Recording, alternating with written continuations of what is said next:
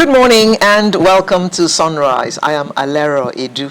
Good morning. I'm Nelta Igbe, and it's good to have you here with us. So how have you been? Good. How was your week? It was somewhat slow. Somewhat slow. Slow. Yeah. Well, we still haven't seen the rains. Well, it was threatening to rain this morning. Not just this morning. It was on Monday. My production was somewhat delayed because of rain. It rained on Monday. That was Nibadan. I was scared to everybody. Lagos. It threatened to do that yesterday. It drizzled a little bit in my area, but you know what we have now is pockets of rain, not actually the whole of Lagos getting rain as it used to be. You can't even call that rain. Because what I felt coming to work this morning was just like 3 drops. Well, somebody else would have felt more than 3 drops. But it's about that time of the year. You know, we have the August break. This began in the middle of July. Yeah, we have the... And it's gone on now for what?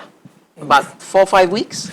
Don't worry. Maybe around, it's coming. around September you get a little bit of rain before the year winds down. Okay, you say a little bit. Okay, hopefully, climate change hasn't... Did they not say that we were going to get plenty of rain this year? But we did get plenty of rain. Initially, before the break, we got plenty of rain, and so people were like, "When would it stop?" There were days it will go from morning till about late afternoon, go down to drizzling a little bit. Then the next day starts off again.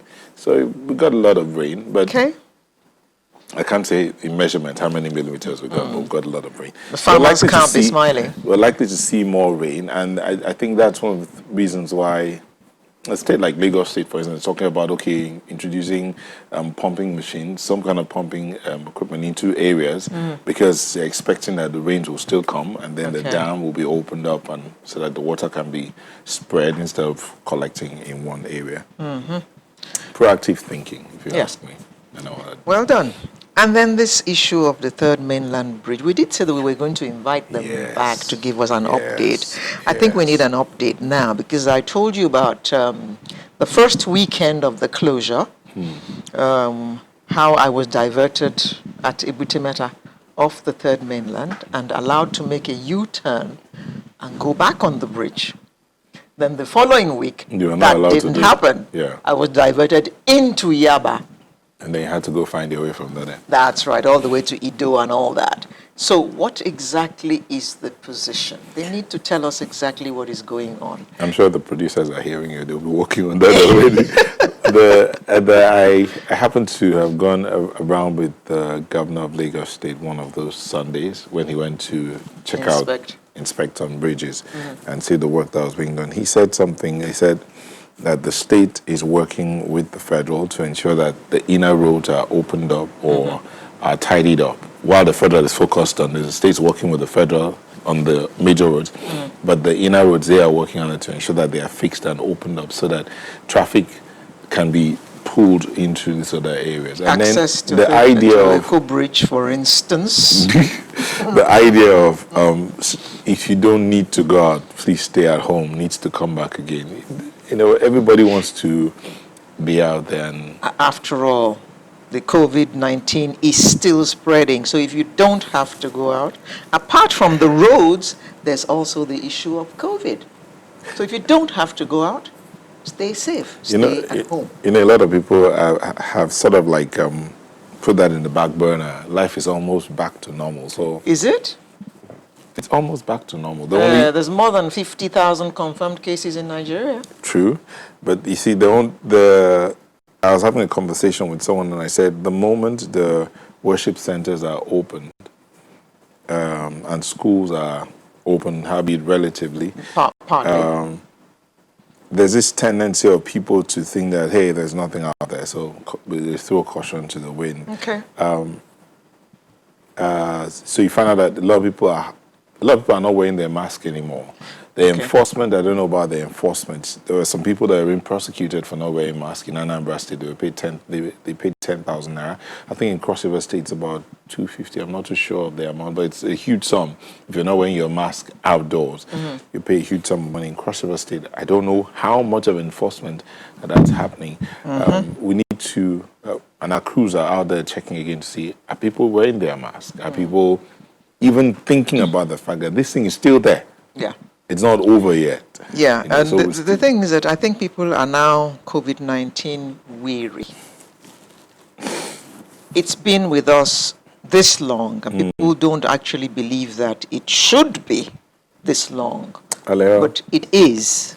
And people are still dying like flies in some parts of the world. And some people are still not believing that it is. So we need to take it seriously. We still need to take the precautions. If you don't have to go out, don't go out. Sanitize, wash your hands. All those are still in place. It's not a, you may pick it up when you least expect it. True. It's not a death sentence, as they say, but every day I remember the words that I went to interview him when he recovered, the former commissioner for sports in Ogun State. Yes, yes. And he talked about his experience and some of the things he saw. He said something about seeing, in his words, an adult, a grown man, crying and vomiting and stooling at the same time. He survived, but the pain. Yeah, Donye Kukwe described that pain as well, because he recovered as well. Mr. Lokbadi said at a point he was about to lose his mind. And that was the day I think it was a BJ Sachs and some other musicians were sent in by the Lagos State government to like play some music and help them to ease a little at the isolation center. So anytime I remember that, I'm like, woof, this thing is still out there. So, but howbeit it's there, it's not a death sentence. So we just need to be cautious, every one of us. Let's not forget, there are other things that are plaguing the country, but while we're doing all of that, there's still life. We need to live. You need to reach out to each other. You need to make a phone call. You need to send a text. Find out how your friend, how that person you've not spoken to in ages is doing. Just a text could make the difference. Yeah. You know, you don't have to move. So just send a text. Make a call. I know. A friend of mine, and I spoke with him on Monday, saw him on Tuesday. Yesterday, I get a message from him asking me how I am. And I'm like, I'm fine. And he says, he's been down since I saw him on Tuesday. Oh, dear. And I'm like, what is wrong with you? The question that I did, do you have your sense of smell? Do you have COVID? I said, do you have a sense of smell? He said, forgive my French. He said, the drugs I'm taking are making my poop horrible. I said, please don't go into details. It's all right. At least you the details. You know? But we just need to reach out sometimes to one another and find out how we are doing. Let's be human. Indeed, indeed. When all else ends, there is humanity. True. Humanity. True. How we treat each other, especially in times such as these. Yeah. Yeah. How many? Well, we're going to start with looking at the CAMA.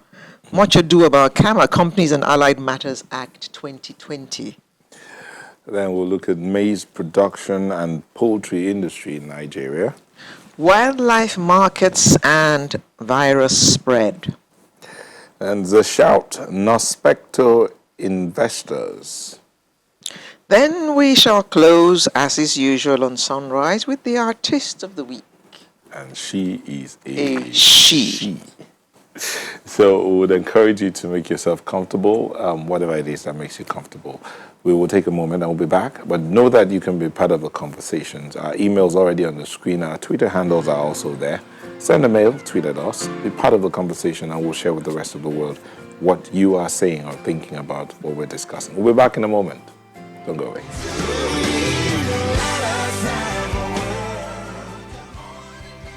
Welcome back. Now let's get the show on the road. Recently, President Muhammadu Buhari has entered the Companies and Allied Matters Act 2020, which was passed by the National Assembly. For 30 years, the Nigerian business climate has operated under the authority of the Companies and Allied Matters Act, CAMA 1990. Some Nigerians have applauded the government for amending the act. However, some provisions in the new act are not appealing to non-governmental organizations, NGOs. So, let's look at the pros and cons of this new act.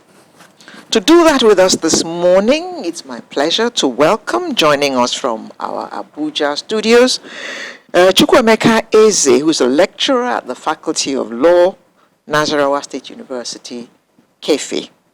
Good morning. Good morning, Nigerians. An economist with us, Mr. Tokwe Fashua. Good morning. Good morning. It's good to be here. Thank you for joining us. You never seem to come to Lagos anymore. Now, this act has been hailed by the chambers of commerce and all that, but some people are screaming blue murder. Do you think that this bill is something, this act, sorry, is something for us to be excited about? Mr. Is that to me? Yes. Oh, okay, fine. I think it's a good bill, given the fact that I think the last time it was touched was around 2004. And, you know, from time to time, you have to look at some of the issues sorry, it's a good act, you know, in the law and make amends, especially to conform with the times. So in terms of, you know, how it tries to position Nigeria for this ease of doing business and encouraging young people to own businesses and entrepreneurship and so on. Yes, it is good. Part of the provisions in that area includes allowing a single person to own a company, a single shareholder, things like limited liability partnerships, also taking a lot of things to the e-platform, allowing private companies to hold you know, digital EAGMs. You know, you don't have to like gather people, which also conforms with the COVID season. Also expunging things like, if you like, you know, the appointments of auditors for small companies, appointments of secretaries, and even AGMs for small companies. So all of those things, they sound very good. On the AML side, the money laundering, anti-money laundering side, we saw that they have a provision for companies to disclose beneficial ownership, to actually say who exactly owns this company. If people are holding shares, you need to be able to say, are the shares yours, or are you holding on behalf of someone, and so on. And then, of course, they want to know who is the major shareholder of any company. So all of these are good, and I think we're now thinking about the age of transparency. And I think one of the things that this COVID season has taught us is the need to be more transparent, for that a lot of things are going into the, if you like, the cyberspace, and everybody is going to have to open up. But people, you know, this is almost 870 provisions in this law.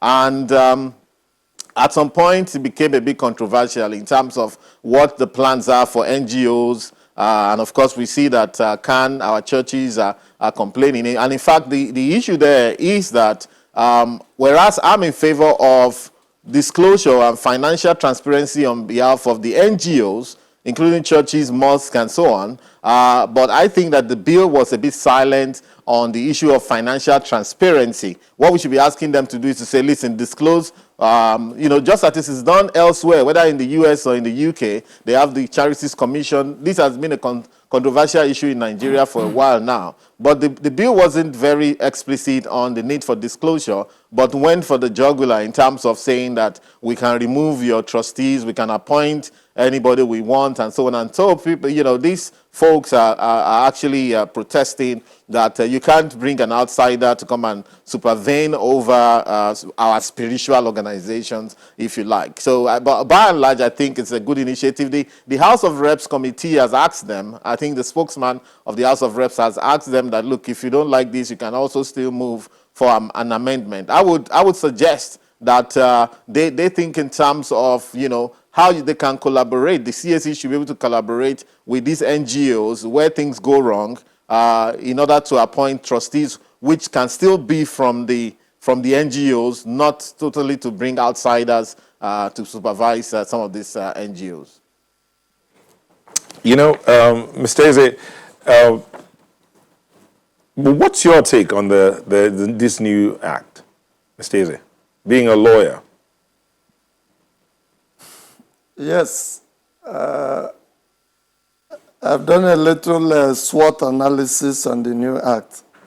I've looked at the strengths, the weaknesses, the opportunities, and the threats. And looking at small and medium enterprises, I think they have a lot of advantages.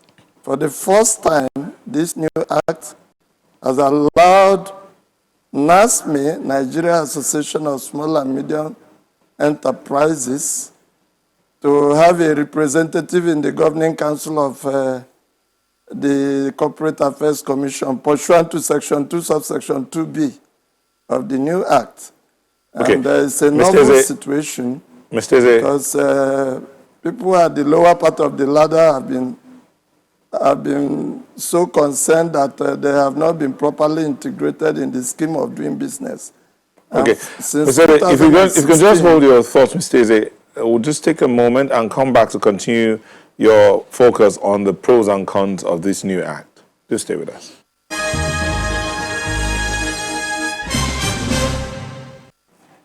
Thank you for staying with us. Festus Akingbewa is already talking. He says, it's amazing that religious bodies and NGOs are registered and regulated in the United Kingdom, and many of our Nigerian churches have to comply with the laws or be kicked out. He says he expects the new KAMA legislation to be implemented to the fullest. Mr. Eze, you were talking about the pros and the cons. You started out looking at how the small and medium enterprises now have some more bite or have been empowered to get more out of service delivery. Please go on. Yes. NASME has a representative in the governing council of the CAC, pursuant to Section 22B of the new Act. Yes, beside that, the cost of registration has been reduced. So the cost of registration of companies, they have been reduced. Then one shareholder can form a company, but the shareholder must not be less than 18 years if one shareholder must form a company. So that has to be taken into consideration. Then Section 860 has provided for electronic evidence. So the era of in compliance with the digital age, the era of insisting on paperwork wherever, whenever is gone. So things you send by email, WhatsApp, all of them are acceptable and admissible. Even shares, by virtue of Section 176 of the new KAMA, electronic share certificates are acceptable in the system. Appointment of auditors pursuant to Section 402 of the new KAMA is not compulsory for small companies and companies of one person.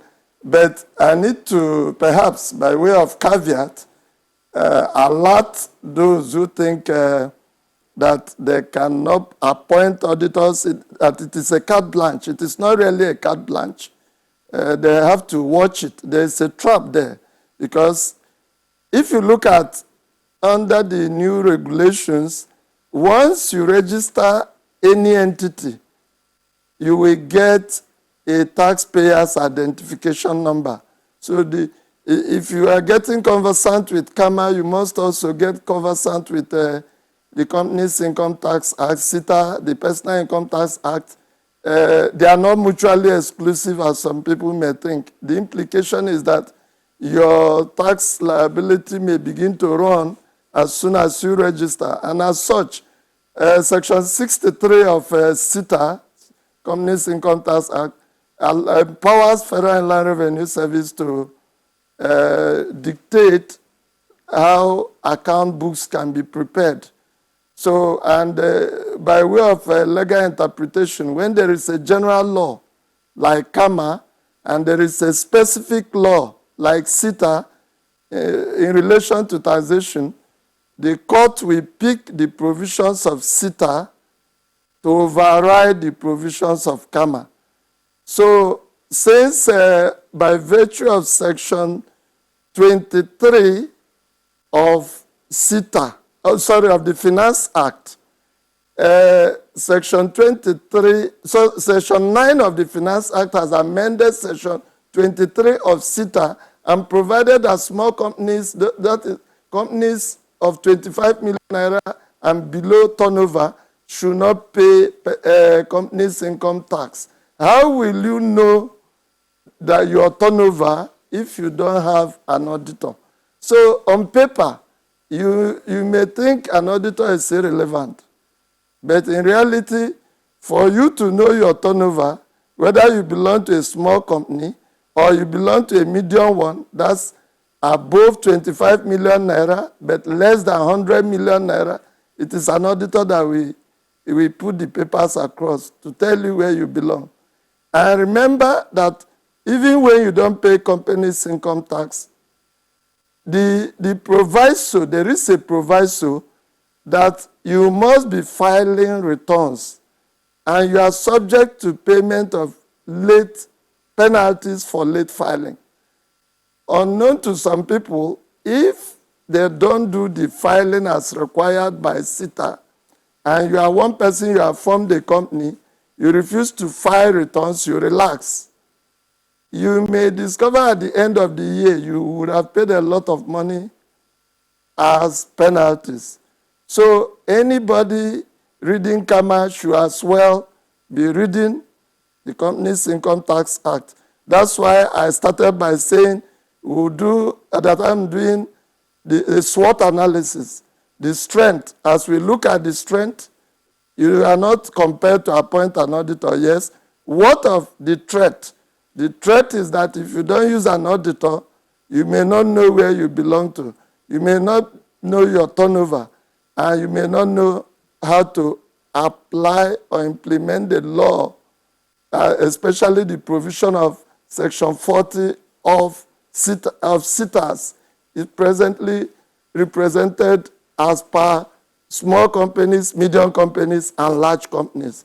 So back to CAMA, you do not need a lawyer to file a declaration of compliance in court, which used to be the case. A statement of compliance by a director or shareholder or whoever, or secretary or any agent of the company will be sufficient. So one need not. So presently, one can actually register any of these entities without using a lawyer. I think that is one of the innovations. The controversial areas, as my colleague has said, in UK, you have the UK Charities Organization. I think too much powers have been given to CAC. There ought to have been a charity organization, charity regulator dealing with NGOs and religious organizations, allowing those handling business names, companies incorporation, limited liability partnerships, and limited partnerships to also be the same people that will be dealing with NGOs, and I think it will be too much for them, and they may not handle it well. There should be proper separation.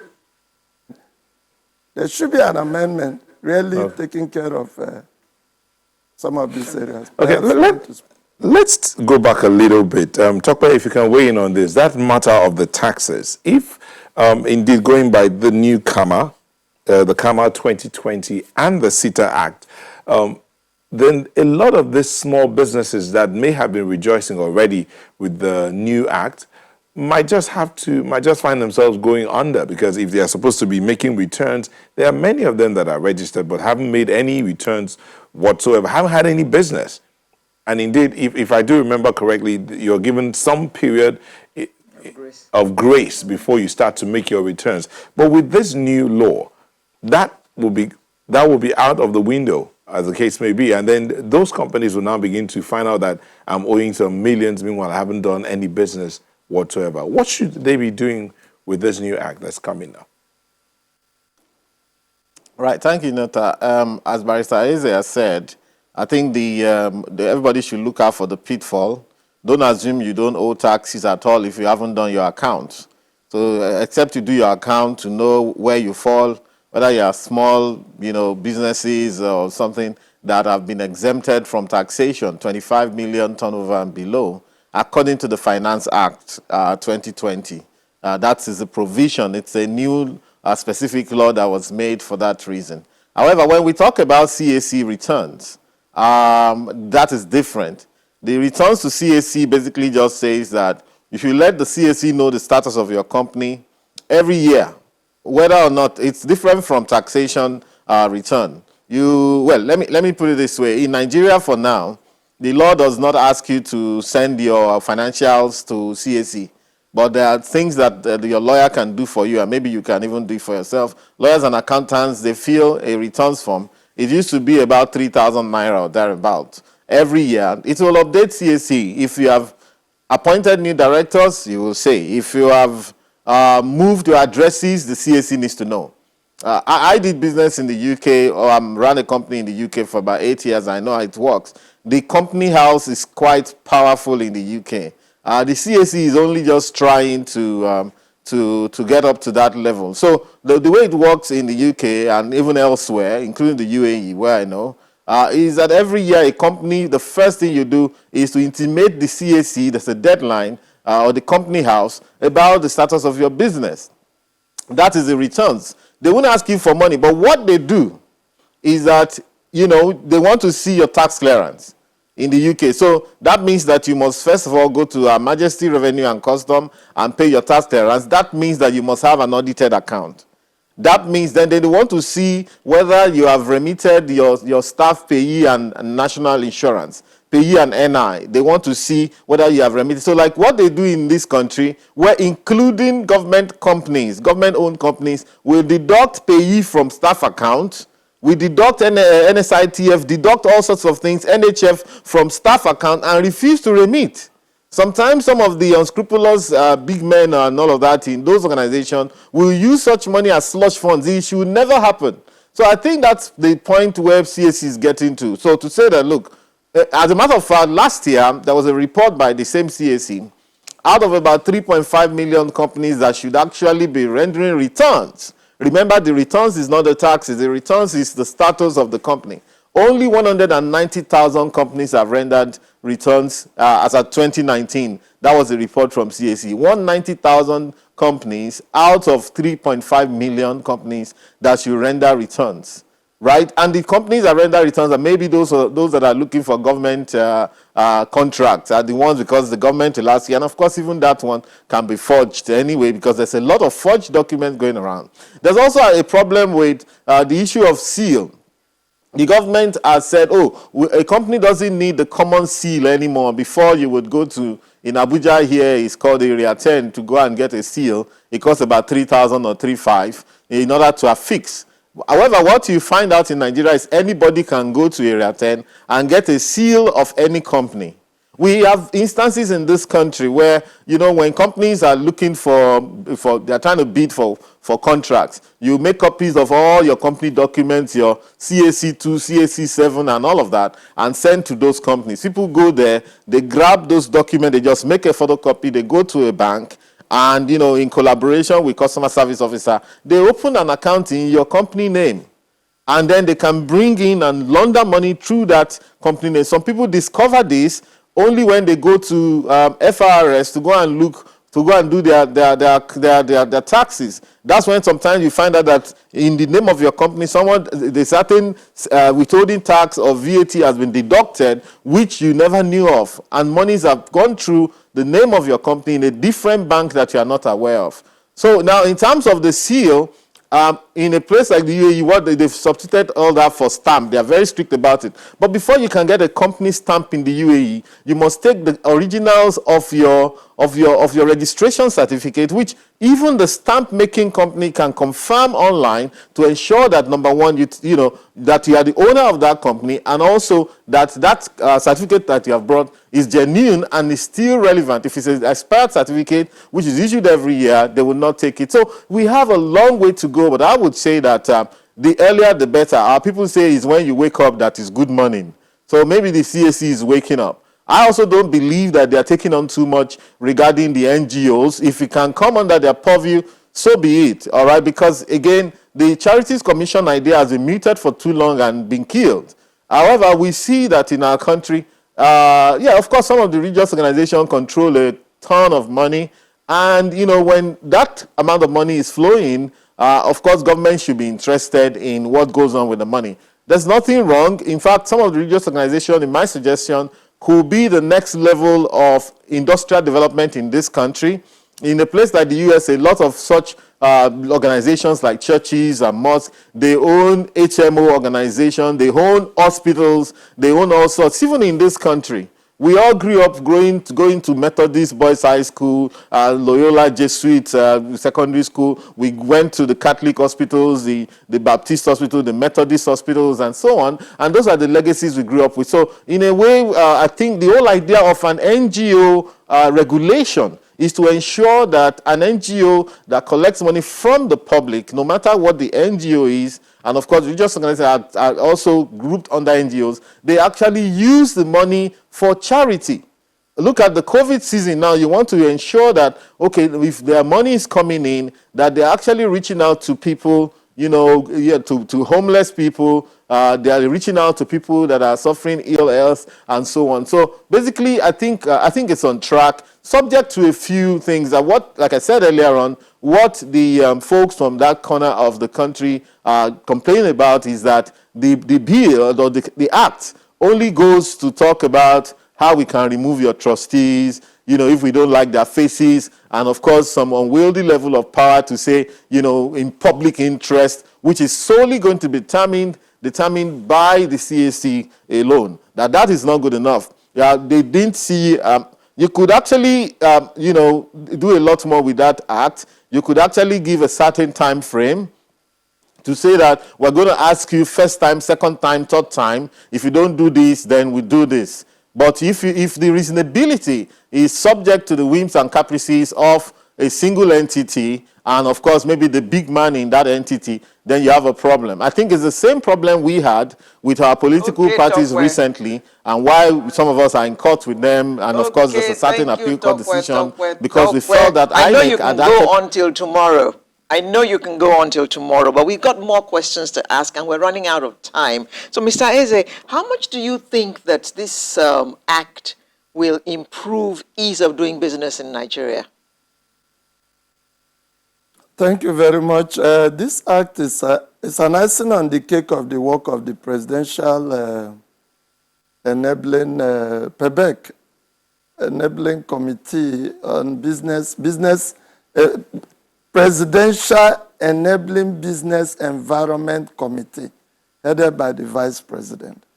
Actually, we already had executive orders before the act. And some of the ways it will help, for instance, holding meetings, virtual meetings, without requiring many people, they must come at a physical point, is going to assist so many people. We know people who have left their abode abroad just to come and attend some of these meetings. So it's going to go a long way in that regard. Then it's also an immediate instance, limited liability partnerships. In January this year, a company, a limited liability partnership in one of the East African countries, briefed a law firm of which I'm involved in for a registration of limited liability partnership in Nigeria. Unfortunately, we had to tell them that it was not provided in our Kama. So they were compelled to register a limited liability company. So this has been cured under Part C of Kama 2020, which has provided for a limited liability partnership, and Part D, which has provided for limited partnership. Mr. Eze, I am sorry. I mean, we've run completely out of time. Granted, we haven't really done much about this Kama because there's so much to look at in this act. But thank you all the same for joining us this morning. Mr. Chukwemeka Eze, lecturer, Faculty of Law, Nasarawa State University, KEFI, as well as Mr. Tokwe Fashua, an economist. Thank you very much for coming to at least try and analyze this act for us this morning. Sunrise will return in just a moment with another interesting conversation. Do stay with us.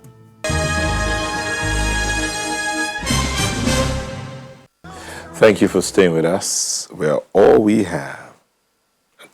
Hello. So says Jimmy. But are we not all we have? Do we have another country? No. Good. Okay. We're all we have.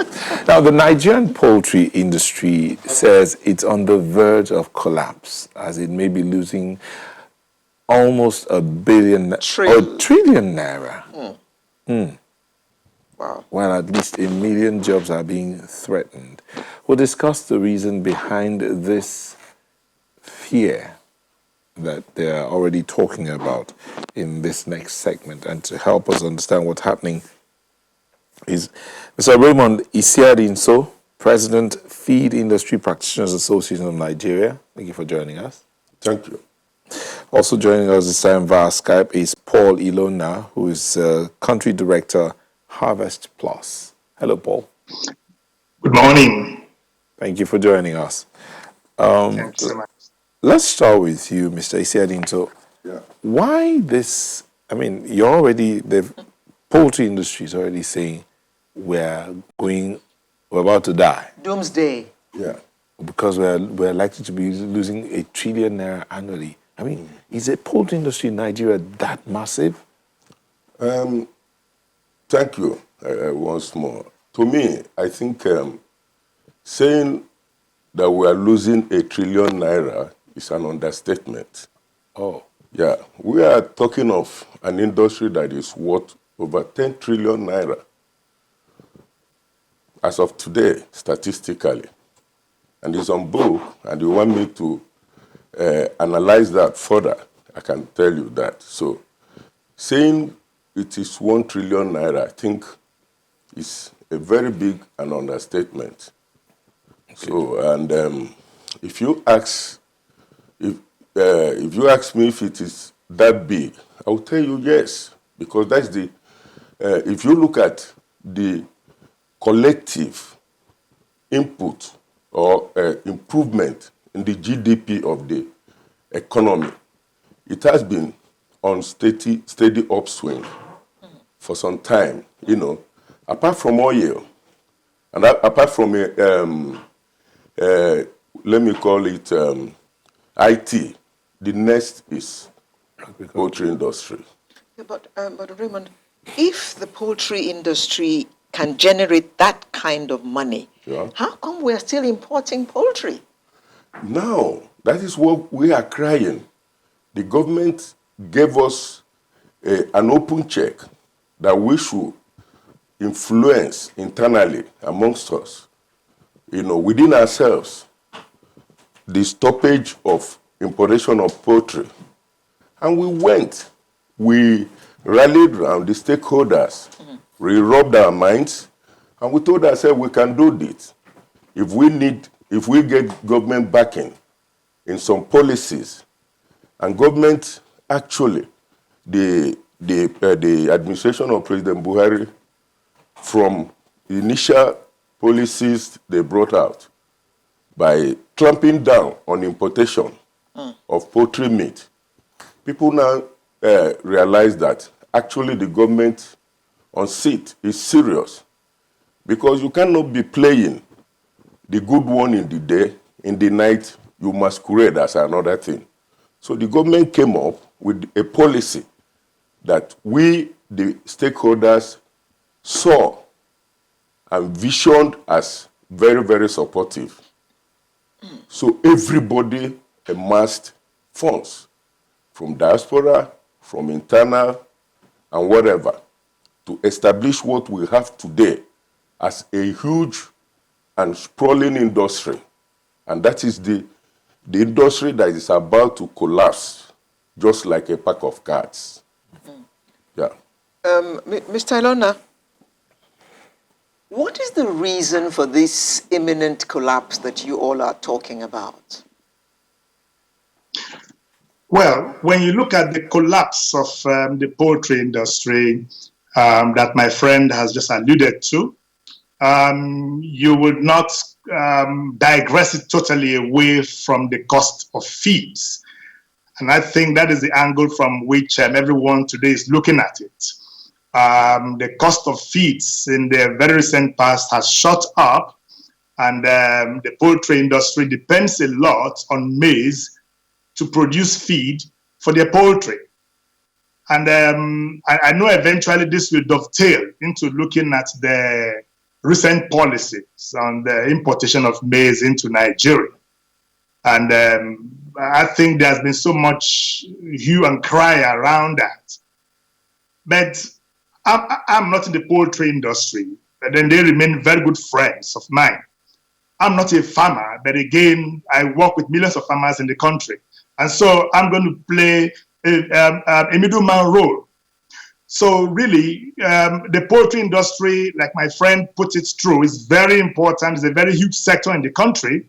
But at the same time, the farming sector, the maize industry, is a very huge sector.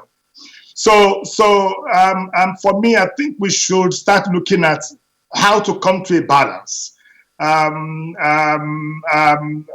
really don't see anything wrong with having a policy that can spur production over time and eventually bring down price.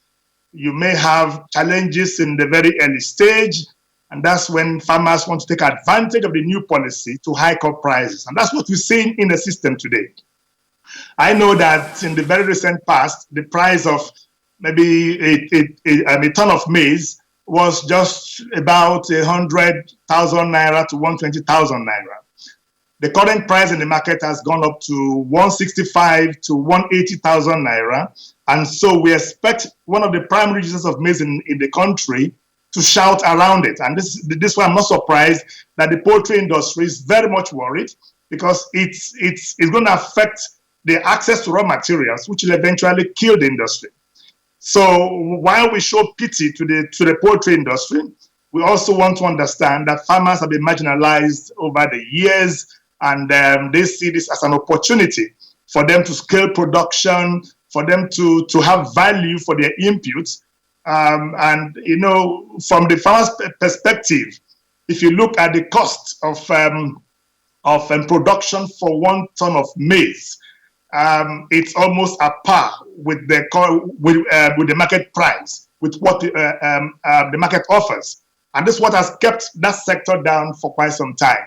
So I think we should come to an agreement, all right? And then, but again, what should worry Nigerians is the fact that just a while ago, the price of maize was just about 9,000 naira per 100 kg, and just all of a sudden it has gone to 16,000 naira. So the question is, who is driving this?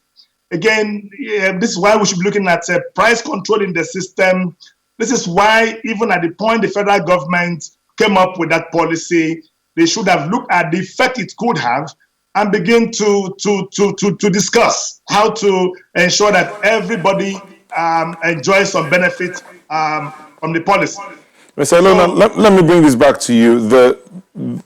When you say the farmers have been marginalized, and then there should be a level playing field, so to speak, for both the farmers and those in the poultry industry to come together and work together.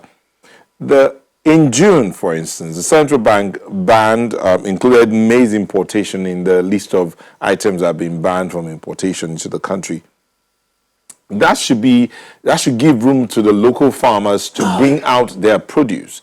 But the question is there capacity, and you say you work with all the farmers, is there capacity to grow enough maize for both the industry, the poultry industry, and the pharmaceutical industry, and indeed those that consume maize directly?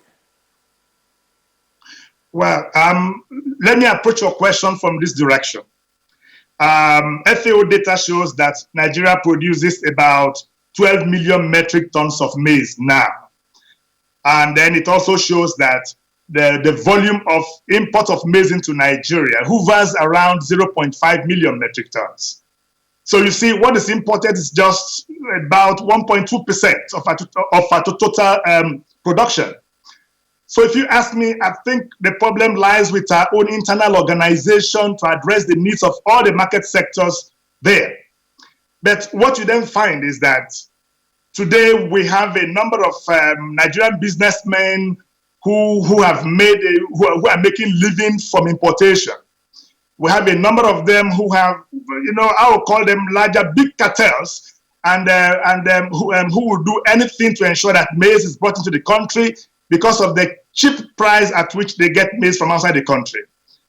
Now, for the farmers, I maintain this is not very good. But again, for the farmers, hiking up prices because you have an opportunity does not also solve the problem. And so we have to address, the way Nigerians look at policies and the way we see policies growing our businesses. Nigerians have the local capacity to produce even up to 20 million metric tons of maize. We saw it happen in the rice sector. We saw it. Very simple policy, and many farmers are on board.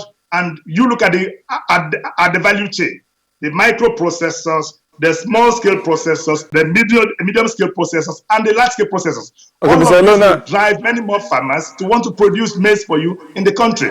Mr. Lona, let me just come back to you here. We'll get to you, Mr. Sheldon.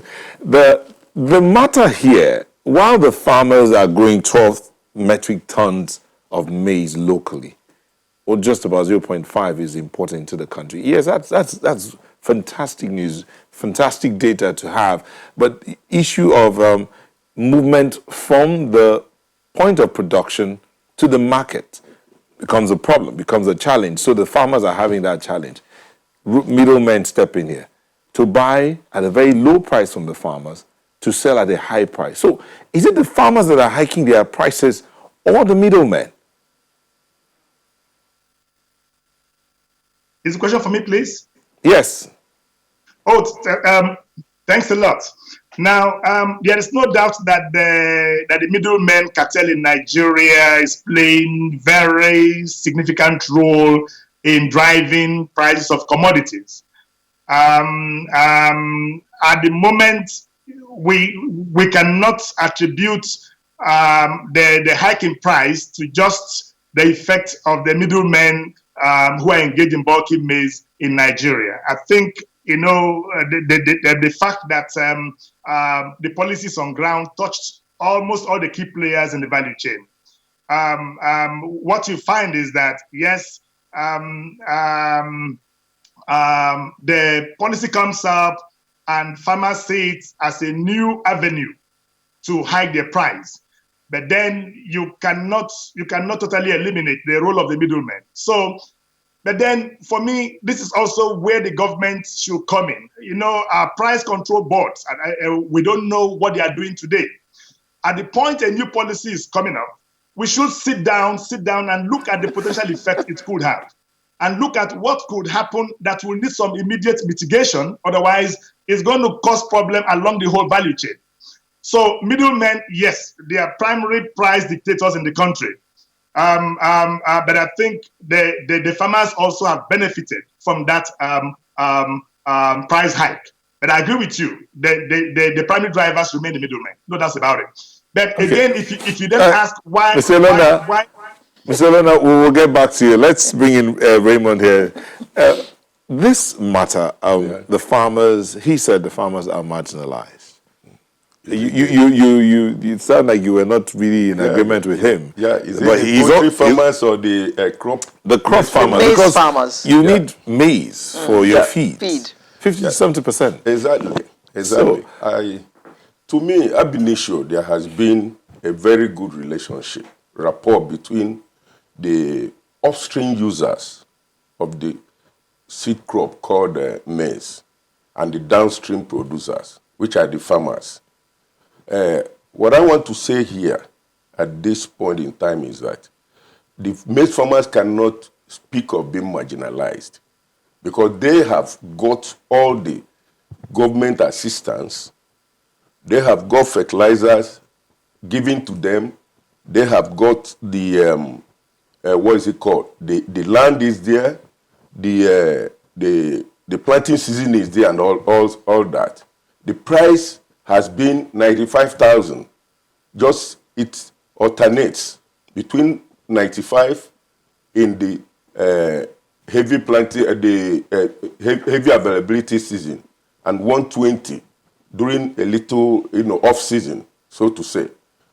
But going up to 160, 200,000, and with propensity of going further is what is worrisome, and not even seeing it up till now. So if you ask me what Mr. Lona has said, actually there is a criminal aspect of what is going on now. Because we were in a lockdown, of course, we are in essential services. All of a sudden, the maize skyrocketed. This is the peak production season. This is the peak season of need for maize. And continuously, if you ask me, maize inclusion in animal feed is about 70%. Are you getting it? Somebody somewhere is tinkering with already laid down processes of flow from the production, which is up north mainly, to the utilization point, which is the down south here. I have to tell you, somebody somewhere. And the effect, if this is not checked now, is a total collapse. As I talk to you, a farm of about 25,000 beds in Badagry has closed down. Because, I mean, if you talk of the total inclusion or percentage contribution to what is fed to animals, maize takes 70% or even upwards. So if you deny that to birds or you deny that to farmers, the remaining 30% is very easy to get. So there will be a total close down of farms.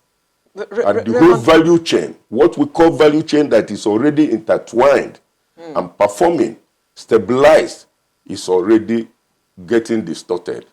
Raymond, isn't the news that the central bank banned importation of maize, isn't it good news to the industry? It is not. I have to tell you, agriculture is not a fashion, it's a culture. But it's not a fashion that you change, you wake up and change what...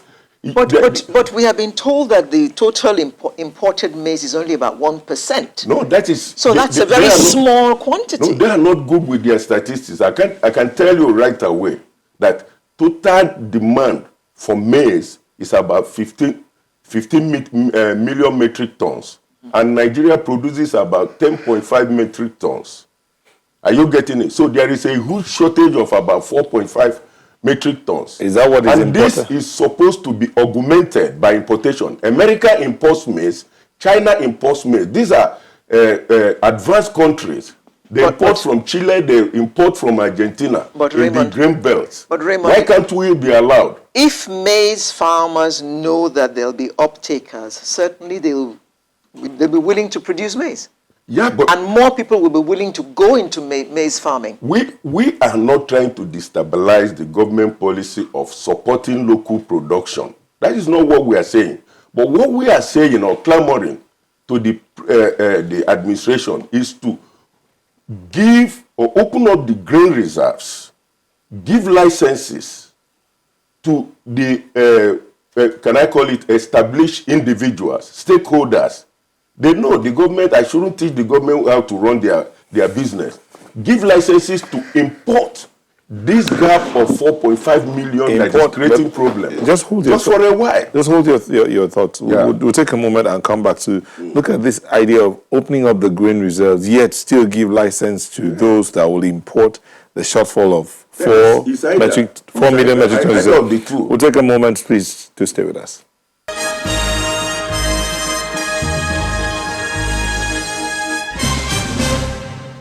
Thank you for staying with us. We're still looking at this matter of maize production and the poultry industry in Nigeria. Mr. Isiadin, so you said before we went on that break, and Mr. Elena, we're still coming to you. Please don't go anywhere. You said before in that break, you're asking the federal government to open up the strategic grain reserves. Yeah. But at the same time, you're saying they should also give room for importation of maize. Yeah. Are you not speaking from the two sides of No, the that's what I try to clarify, that it's either of the two. Okay, either. Either of the two. Okay. Are you getting it? Okay. 70,000 metric tons, to me, is like a scratch. No, that was recently. The federal government released 70,000 metric tons. It's like a scratch to what we are asking for. So actually, the federal government, through its policymakers and advisors to the Federal Ministry of Agriculture and Rural should look at the two options. If there is a grain reserve, the federal government should release grains to poultry farmers at this critical point of need. Right now, without much ado, because what they have encouraged through their policies from the onset to build up is collapsing. Are you getting it? Maize is a nightmare. And you see birds, people have cultured birds like their babies. Or in the alternative, you open up, give licenses. And don't forget, why we are saying give licenses, it has a cycle time. You have to open up from M, you have to import, you have to clear and discharge. Before this will come in, there will be we will be at a critical stage. Is there no alternative to maize?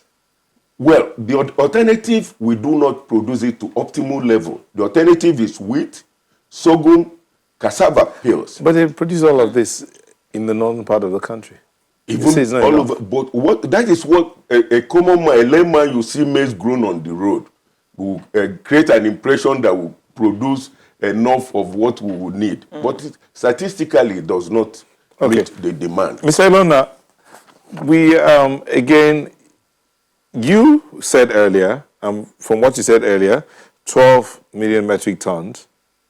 Mr. Isiadinso has said that we still do not produce enough for what is needed in country.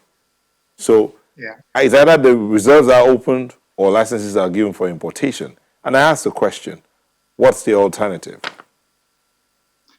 Well, I think from my end, we should look for what can be sustained in the years to come.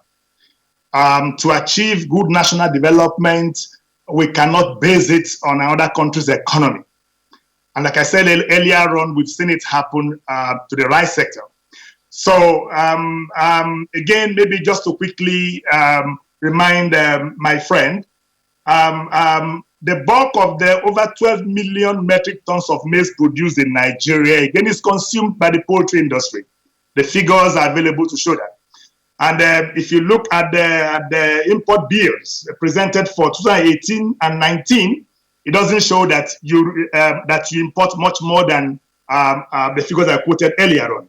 And the third thing here again is that if you look at the average yield the farmer gets, the average from FAO record shows that it's about 1.7 metric tons per hectare. And so if you are buying at 95,000 naira per hectare, that is much less than 170,000 naira gross income to the farmer, gross income. If you remove his operational costs, which will not be less than 120,000, 130,000 naira, the net return to the farmer at the end of the year is just about 30,000, 40,000 naira. How do you think a household can survive at that income level? So I think we should be working together to see how we can increase the average yield of maize per hectare in Nigeria. And this is where the research institutions should come on board, and then the input dealers should come on board. What are we not doing right? How can we double the current yield of maize in Nigeria? Because if we achieve that, to a large extent, the case of importation will go down the drain. I'm not against opening the reserve to provide a cushion to the poultry industry. And that is because, again, I would say the policy came up abruptly. And for me, I think that there was no plan put in place to ensure that all those operating within the maize sector would have their problems cushioned. And I think this is why the poultry industry is really very badly touched. But I think we should look at things from a more nationalistic perspective. And so when we clamor for licenses to be provided and what have you, while they provide very temporary panacea, they create major problems that the country will face in the very near future. So we need more inclusive understanding of why the ban was put in place, and we need to work with the federal government to see what can be done. And I think going the way of talking very closely with the community associations, which include basically your Maize Association of Nigeria and Magma Pan. They should talk to their members. We should talk to the aggregators so that they can talk to their members. If we can address the current price hike in the maize sector, I think more maize will be made available to the poultry industry. I think these are my own views. Paul, would government intervention affect all this? So that if government does what it did in the rice sector, for instance, would that help mitigate this? I very much agree with you. Every policy must go with a package. Every policy must be supported to be sustainable. All right. And I think this is where the government should come on board. This is when we should be talking about having a maize initiative in the country. This is when we should look at the Anchor Borders program, the NISA, lending entities, and repackage them such that they're able to support this policy. But I'm sorry to say that, one thing that we've not addressed so far as Nigerians is the way we react to developmental issues. It's our mindset. It's our preparedness to take advantage of a system. All right, and for me, I still don't have any justification for why the price of maize would almost have doubled within a matter of 2-3 months. Right. So if the government can come in with some support on how to address price hikes, it happened in the case of rice. But then because rice is not a major raw material in the industries, and this is why the case of maize is very, very serious. But all in all, any strategy we are bringing on board should be to sustain the policy. And I can assure you that as farmers go back to the fields now, as they see the policy as creating new markets for them, then what you'll find is that by next year, the price of maize will crash. And I think this is also where those of us in the poultry industry should make some commitment, should understand that this is all about national development. We should bear some pains at this stage while we allow the system to stabilize. If we don't do this, then every year we'll be going around the same cycle. Importing maize into Nigeria is not the best thing for us to do. We should produce our own local maize and ensure that we are stabilized along food security needs and raw material security needs. Okay, Raymond, are you in discussions, well, have you been in discussions with government since the ban in June? Yes. So how far have those gone? Yeah, our association, through the FIPAN body association, which I'm their president, we have had series of contacts, series of meetings with the stakeholders, but with the government officers. Just like Mr. Ilona has said, this is an abrupt policy that is really affecting us. We have been in constant discussion with government, but it is not yielding any result up till now. And our industry is closing down. It's just like, one saying, I cannot breathe any longer. I cannot handle it any longer, yes. That is just what it is. And I want to be quick to say that the process that is on hand is the maize we are talking about has assumed a strategic status. Maize has assumed a strategic status. What do I mean by a strategic status? It implies that somebody knows that maize is very, very important for the livestock industry. Livestock industry has grown in leaps and bounds. It has outgrown the old statistics of whatever anybody is having on hand now. And with it is the demand and the requirement for maize need. So, government should not base its calculation. Anybody should not base its calculation on old statistics that they have. But we are talking that presently, everybody that is anybody in livestock is needing maize. And without maize, there is no sure stability in source of energy, which is critical in animal feed production. That is what we are saying. So we have spoken to the government. If I should go straight to what you say, we have not gotten any good response. So that is why we are crying out. A lot of our members are losing their great funds, and these funds are borrowed from the banks. Before you know it, there will be suicide commitment, you know. So you see people committing suicide and whatever. Importation of poultry has also been banned, am I correct? Yeah, but it was a gradual policy. That's why I said that agriculture is not like a fashion. It's a culture.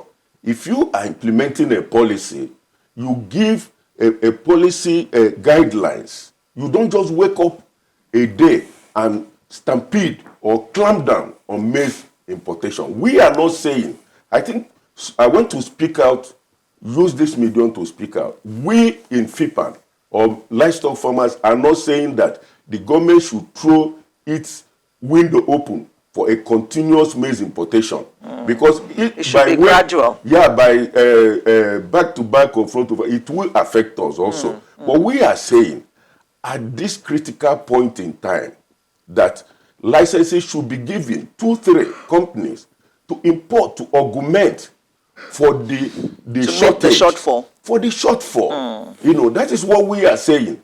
And you give those, they bring it in, and it is monitored through government agencies to mitigate against what we are having now, what we are going to experience. Because what they are running away from definitely will slip from the back to the, so there will be shortage in protein needs. When there is lack of protein, the health status of the nation goes down. There is a dwindling in GDP of what livestock industry, which is the fastest growing subsector in agricultural industry, will contribute. We are talking of just one grain. Maize has assumed a strategic status. Soya has. And what do I mean by strategic status? With maize, if you have maize in large volume now, you can stifle anybody. That is what I mean by strategic status. Many industries are dependent on maize. Human beings eat it as a staple food due to hunger, poverty. A lot of value chain industries that are into food, producing maize-related products. There is a lot of malting and name it, and you know. So going by this, population is increasing. So is the demand for the meat, and in return, the feed production is increasing to meet up with the. I know farms that have started broiler production, about 1.5 million broilers. What are they going to feed the birds with? Okay, Ms. Ilona, as we begin to wind down, what's the way forward? Well, I think the way forward would be multifarious and multi-sectoral. So I think for Nigerians, it is to first understand that policies are required to scale up agriculture, to scale up our work in the country, and to reach out to that very rural poor farmer who needs some support. So at this point, therefore, we want to look at what each of the stakeholders along the value chain can do. So what we then expect here is that the seed companies will wake up and respond more to quality seed supply to farmers to help to boost their average yield per hectare in the country. Agri-input dealers also should be supported to ensure that farmers have access to sufficient fertilizers, herbicides, and others to help them reduce their operational costs. But then at the federal level, we also expect to see an increased financial support, I think under the Anchor Borers program and the NASAL program to support farmers producing maize in the country. We may have a lean period, which will affect the poultry industry. We can come together and agree that this year will be a very painful year. But can we have a national conference where the maize or where the poultry investors would provide the information on the quantity of raw materials they need to maize producers in Nigeria?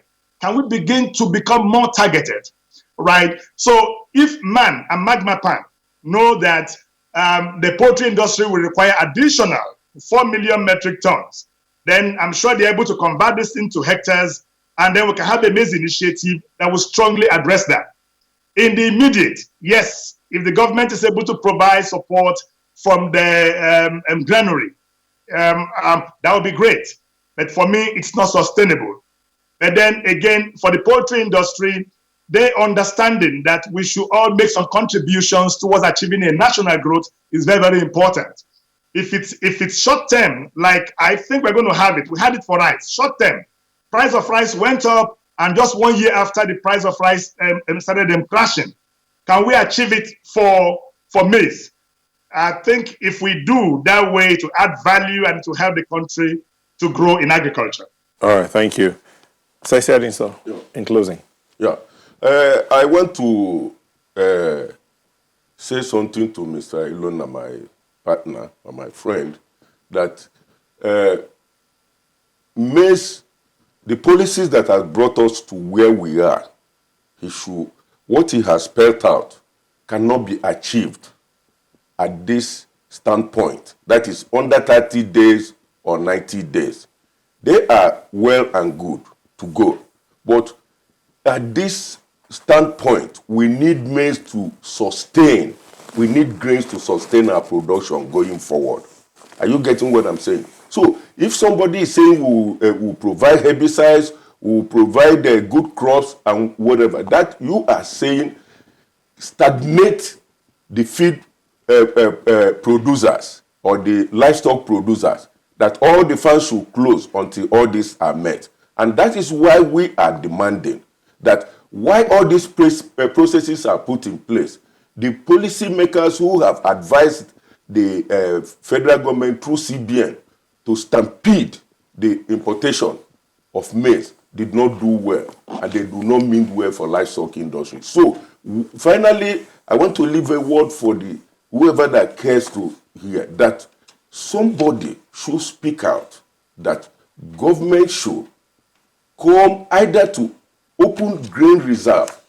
It may not be the whole 4.5 metric tons shortfall.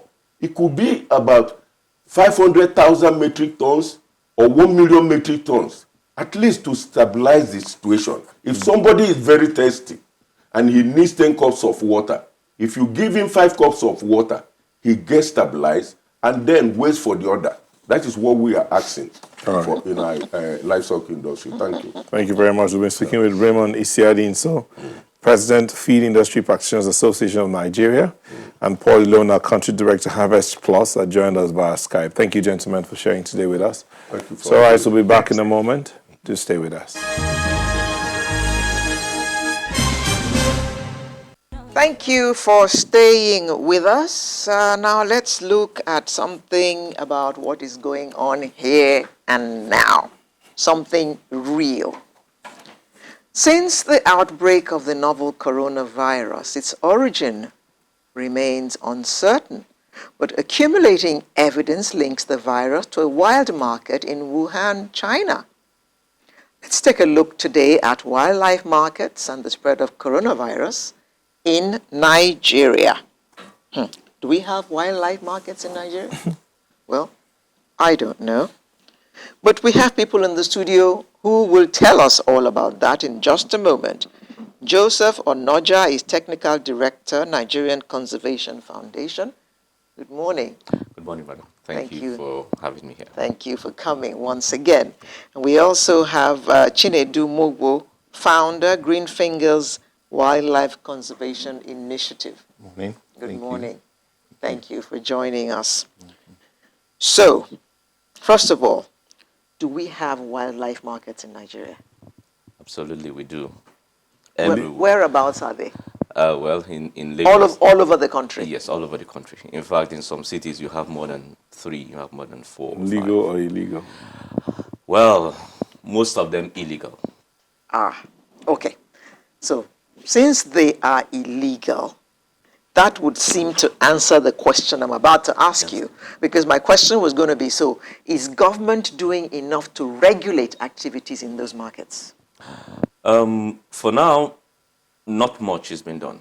I must be very plain and very clear. Not much has been done. Even in these days of coronavirus? Yes, not much has been done. And days of Ebola, because they all came from animals? Yeah, usually what happens is that, when there's a hype, everybody stays away, but after the wave passes, we go back to status quo, the mess we were in. So that is what really happens. If not, this is time for us to take the opportunity to reset. Yeah. To reset the way we do things. So it will be an opportunity to ride on this, especially now that there's clear evidence that there's a link.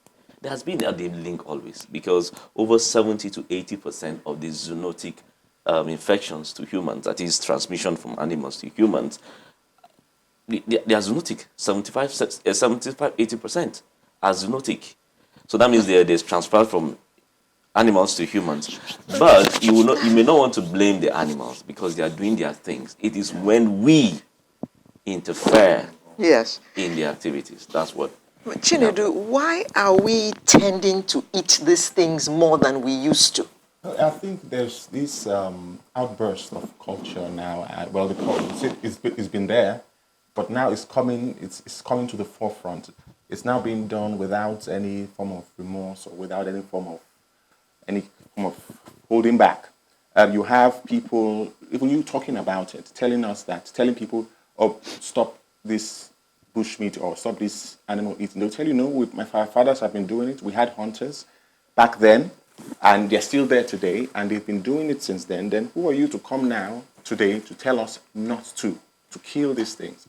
And now the problem becomes where you try to educate people, educate Nigerians about it, and there is this large outcry that no, do not stop what has been. That is, it's a Nigerian thing. That they will tell you in the bush market that said we've been doing it for over 30 years now, and there's been no problem. So what are you trying to tell us about not eating bush meat? What kinds of animals are we eating now that tend to transfer these viruses to us, which we were not eating before? Well, right now everything is on the table. I'd say really everything is on the table, because it got to a point where, in fact, I only started learning about some of our wildlife through those tables. I didn't know some animals even existed in Nigeria until I saw them dead. I had to I say, what is this? They call it a certain name, but I had to take pictures, check what is this. I found, oh, that's a pothole. I didn't know a pothole was even found in our bushes. Pothole? It's called a pothole, yeah. What's that? It's a small monkey-like animal. Like a bush baby kind of. Yeah. Yeah. And we are eating that. Yes, we are eating that. Then we have pangolins are also there. Oh yes, we know about pangolins from him. Pythons, they're eating pythons, all forms of snakes, hyrax, even all the primates. You see people they're doing it openly, eating primates, all the forms of deers whatsoever, anything that walks on 4 foot, basically is meat for rats, giant pouched rats are also found on the table. And you see the problem is, or another thing is that you see a Nigerian will see a rat on the table and say, what is that? What are you selling? Say, oh, now on a rabbit. They call it, they don't even know the real names of these animals that. Oh, it's not a rat, it's a rabbit. It's actually a rat. It's actually a giant pouched rat, but they call it rabbit. You don't see rabbits in the wild. I've hardly seen any rabbit basically in the wild here in Nigeria, but these are rats and they call it rabbit. And these are, you see, the education is not helping them, because frankly, our children don't even know the different species of animals we have here in Nigeria. So there's quite a lot, really, and that is why this thing is growing. It's growing. Okay, now, another issue is that they tell you it's better than chicken. It's healthier than chicken. Why are they telling you that? Because they say, oh, chemicals. They've used chemicals in cooking chickens, or in growing them, and rearing them. Yes. But they know there's organic farming. But however, they say no. So this one is fresh from the forest. It eats plants, so we can basically eat them, and that's the problem. Growing up I grew up in Ugep. Oh, okay. And I do know that sometimes behind the house, just to play, we called it rabbit. I mean, in ignorance, we called it rabbit. But what you do is it burrows a hole, so you have to block several exit points just to catch. And then, hey, I caught it. Then you let it go, and then go back again to go chase just to catch and all of that. But that was for game, not to eat. So now it's to eat. You say. But Mr. Naja, this he said, is like an awakening to eat healthy, and a lot of people think that's the best thing to eat. There are some others who think it's traditional to eat some kind of meat at certain times of the year. How do we get to... How is it that then, at that time, they never caught some of these illnesses that are appearing now? Because, eating those things didn't start now. Yes, actually they didn't. You see, something we need to realize is that the cultures are evolving, and because they are evolving, there are a lot of marriages with different lifestyle and so on. We must not run away from the fact that some of the rural folks, this is their source of protein, and we are not discouraging those ones who are taking them sustainably. I know someone who will not touch, yeah. as in touch, will not touch beef as cattle. Yeah, will all not of those, touch it must be the chicken, they call it agric chicken. Yeah. He will not touch anything or what comes from the deep part of the forest. Yes. So in those days, there's what we call sustainable hunting. You see, I had this experience when I was in Liberia and I was talking with some hunters, and they now have a slogan, "No baby on target." That is, they kill anything they see, whether pregnant, whether young, whether old, anything. But in those days, there were laws even in hunting. There are hunting seasons. There are fishing seasons. All of these were made to regulate those things. So, but now everything has been mumbled up together. And with that mumbling will come certainly, and then we are now going into their space, and they are now being exposed to different things that where they were not being exposed to. So all of these things, all of this interplay will now come up with the different things that we have. So we have hybrids of a lot of things. Even with the exposures, the virus that we have, all of these things are interplaying. Things that shouldn't merge before are now coming together. So with all of these things, there will be such pari passu of a lot of things that will now make it a problem for us. And that is what we are seeing. In parenthesis, when the Ebola thing broke out, we were told that it was from bats. So are people still eating bats? Yes, I'd say so. It hasn't... We are incorrigible, right? You see, it's not just about, because it was from bats, it's also, monkeys were also on the table at that time for Ebola. But it's like, it's like a wave. I'd say it's a wave. Oh, this is it. Oh, you react, then we bounce back almost immediately. Frankly, I was told that even during the lockdown, bushmeat was still being sold. The meat was still being sold. That it was still being, animals were still being killed, and people. Yes, we looked at all the issues, but you see, people also say that we have to eat. We're hungry. Will I go and raise a chicken? Well, how long will I wait for that one to grow when I can just go and take this off the table? So yes, there's nothing that is still off the table now for those who it favors, basically. Okay, so how do these markets thrive? Because you said that there are bushmeat markets everywhere. So how do they get their product, the animals they sell? Hunters. Hunters are, okay, I was talking about now the wildlife markets where where every living thing comes. Yeah, hunters, because when you talked about in those days, there were regulations. Yeah. So you hardly see live animals brought out to the markets to be sold. They are brought out by the hunters, already dead, and sometimes smoked. That's what's brought into. But now you have wildlife markets where it's as if it's a pride to bring out these live animals. Yes, from what I've seen in my own aspect, I've seen two different scenarios. I've seen the place where, yes, they are brought dead and people come by them. Even those dead ones, based on the traps or however the hunters may have tried to kill them, get them, some of them may have been caught alive. Maybe some of them even with the children, with the young ones, basically, the young ones of the animals also there. and those are sold for food, meat. Then you have the other aspect of the wildlife market where it is come and buy an animal for maybe traditionally says bring a vulture, a live vulture, or bring a live tortoise or something. You also have that. So it's happening. It's been happening for years, and it's people know about these markets. So okay, so somebody's having a pet. Saw where somebody had a monkey, a Mona monkey as a pet. I said, no, it's not a pet. That belongs basically in the wild. But it's becoming now, they go to these markets, oh, I want that monkey, and they pick it up. So these are the different purposes. For food is there, for personal needs, like the pet trade, basically. People also go for these things. And that's how it's been running. Now, where are these markets around Lagos? We have the very notorious one in Akbe. We have another one, he mentioned another one in Mushin. We have one in Lekki Axis as well. So that is those are the three tribal ones. And sometimes they move around with them. Sometimes you find in the season. We see them in traffic sometimes. Yes, sometimes in season, they normally traffic sea turtles. So you find them sometimes in front of eco hotels. You find them sometimes around sandfield areas where they have. Are turtles eaten as well? Yeah, sometimes they eat them. You can't keep the sea turtle as a pet. You see, and that is why we try to create awareness. My nephew had a tortoise had a tortoise as a pet. Besides, And gave it a cape and put a leash on it. And Because the poor tortoise died because it was being taken for walks. imagine.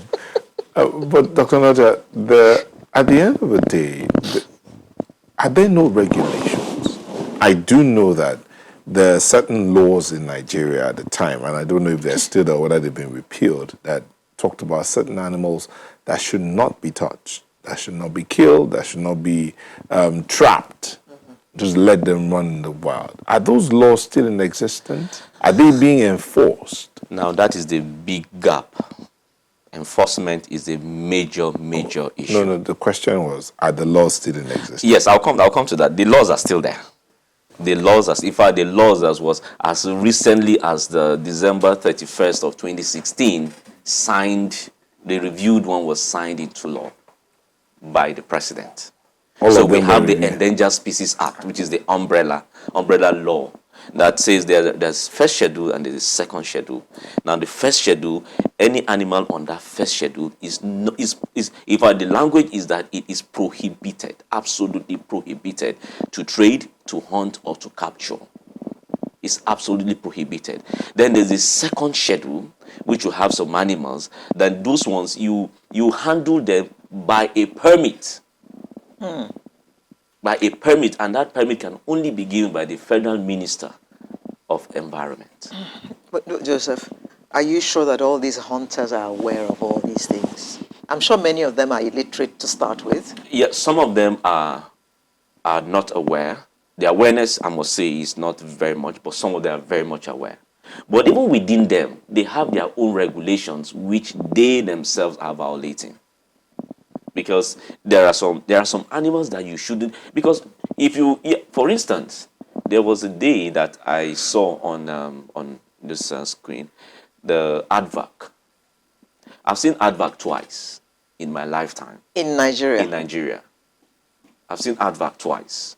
One was in Yankari, and the second time was in that, and the one in the Yankari, market. Yes, it was already killed. Now, the one in Yankari was we had a camera trap. It was not a live specimen that I saw because of their lifestyle. They are very nocturnal and they are very secretive. So you can imagine an animal like that, which is very scarce. A hunter should know that in all of his hunting career, maybe that's the first time he's stumbling on that, and yet he will shoot that kind of animal. You should know that these kind of animals are very rare, and they play very important role. The man is hungry.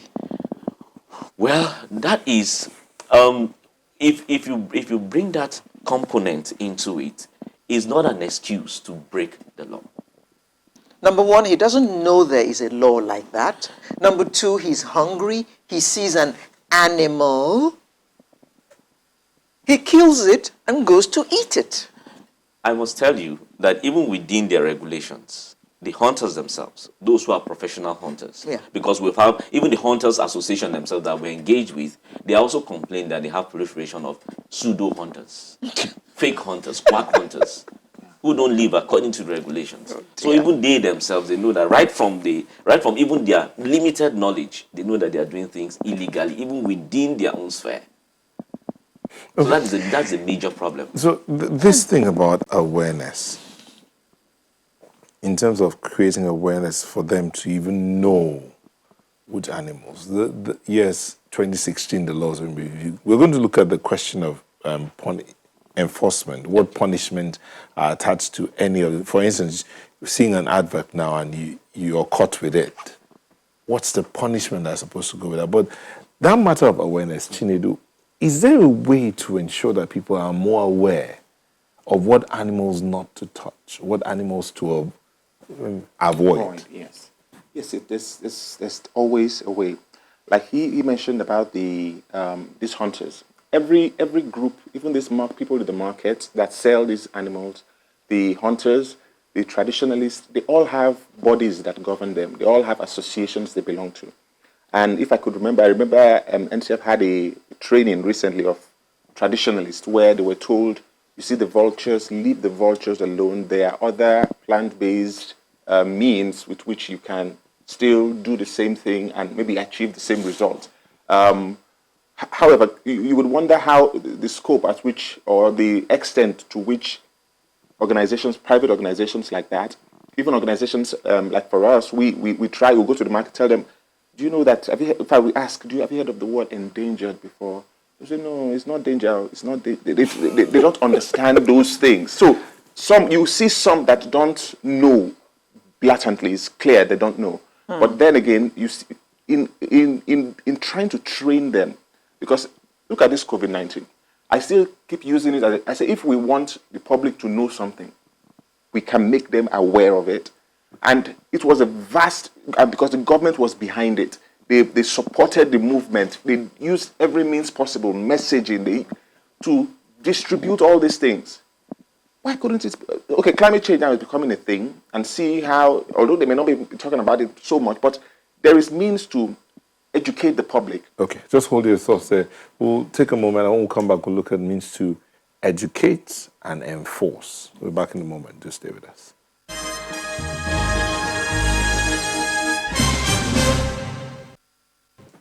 Thank you for staying with us. We're still looking at this matter of endangered animals in Nigeria and how viruses are spread from the animals. Something that wasn't before, but now suddenly it's as if it's everywhere.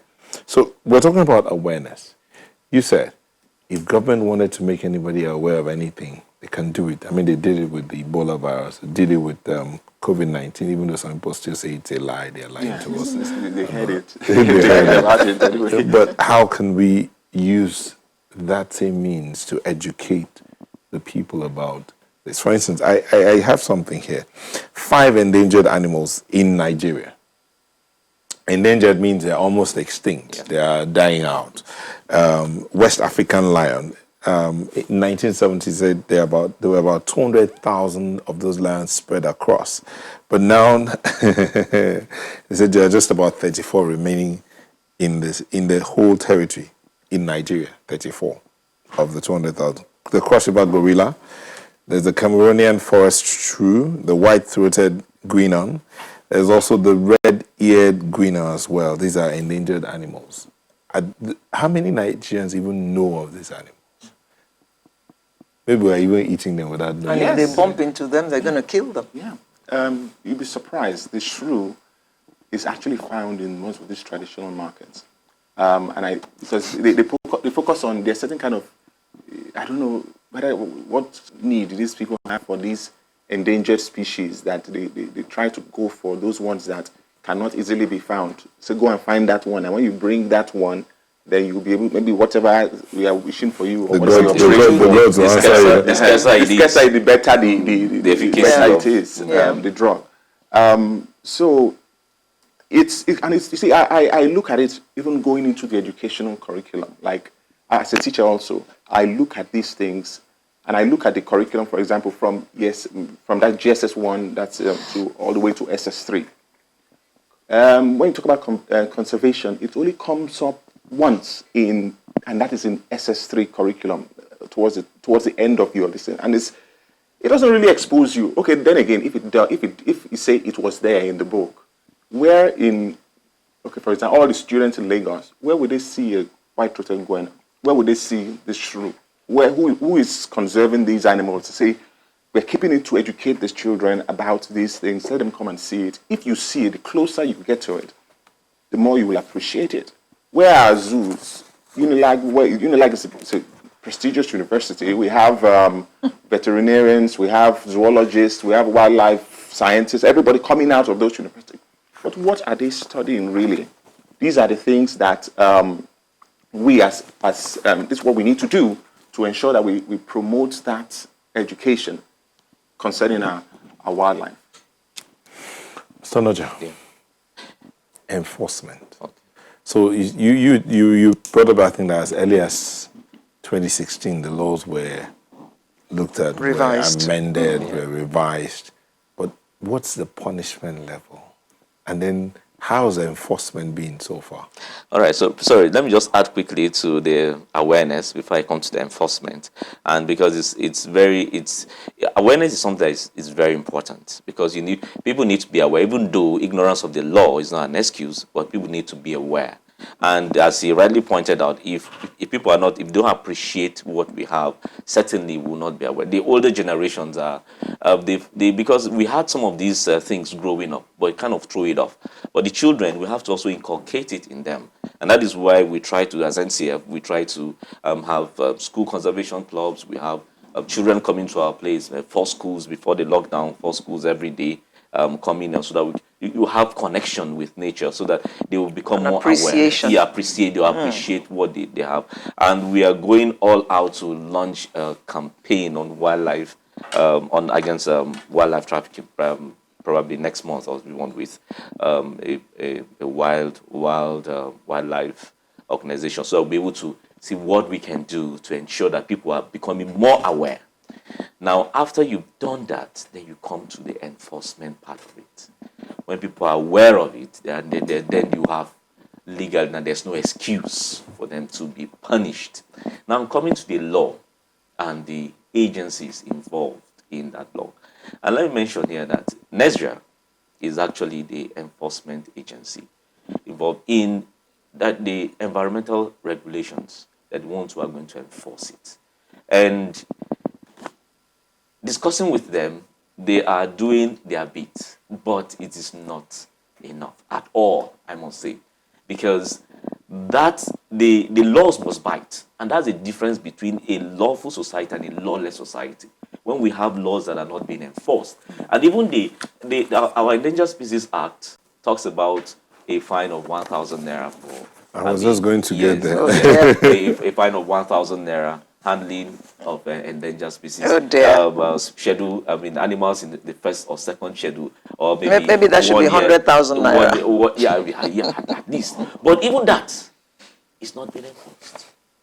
Even that is not being enforced. So the scope of enforcement has to be strong.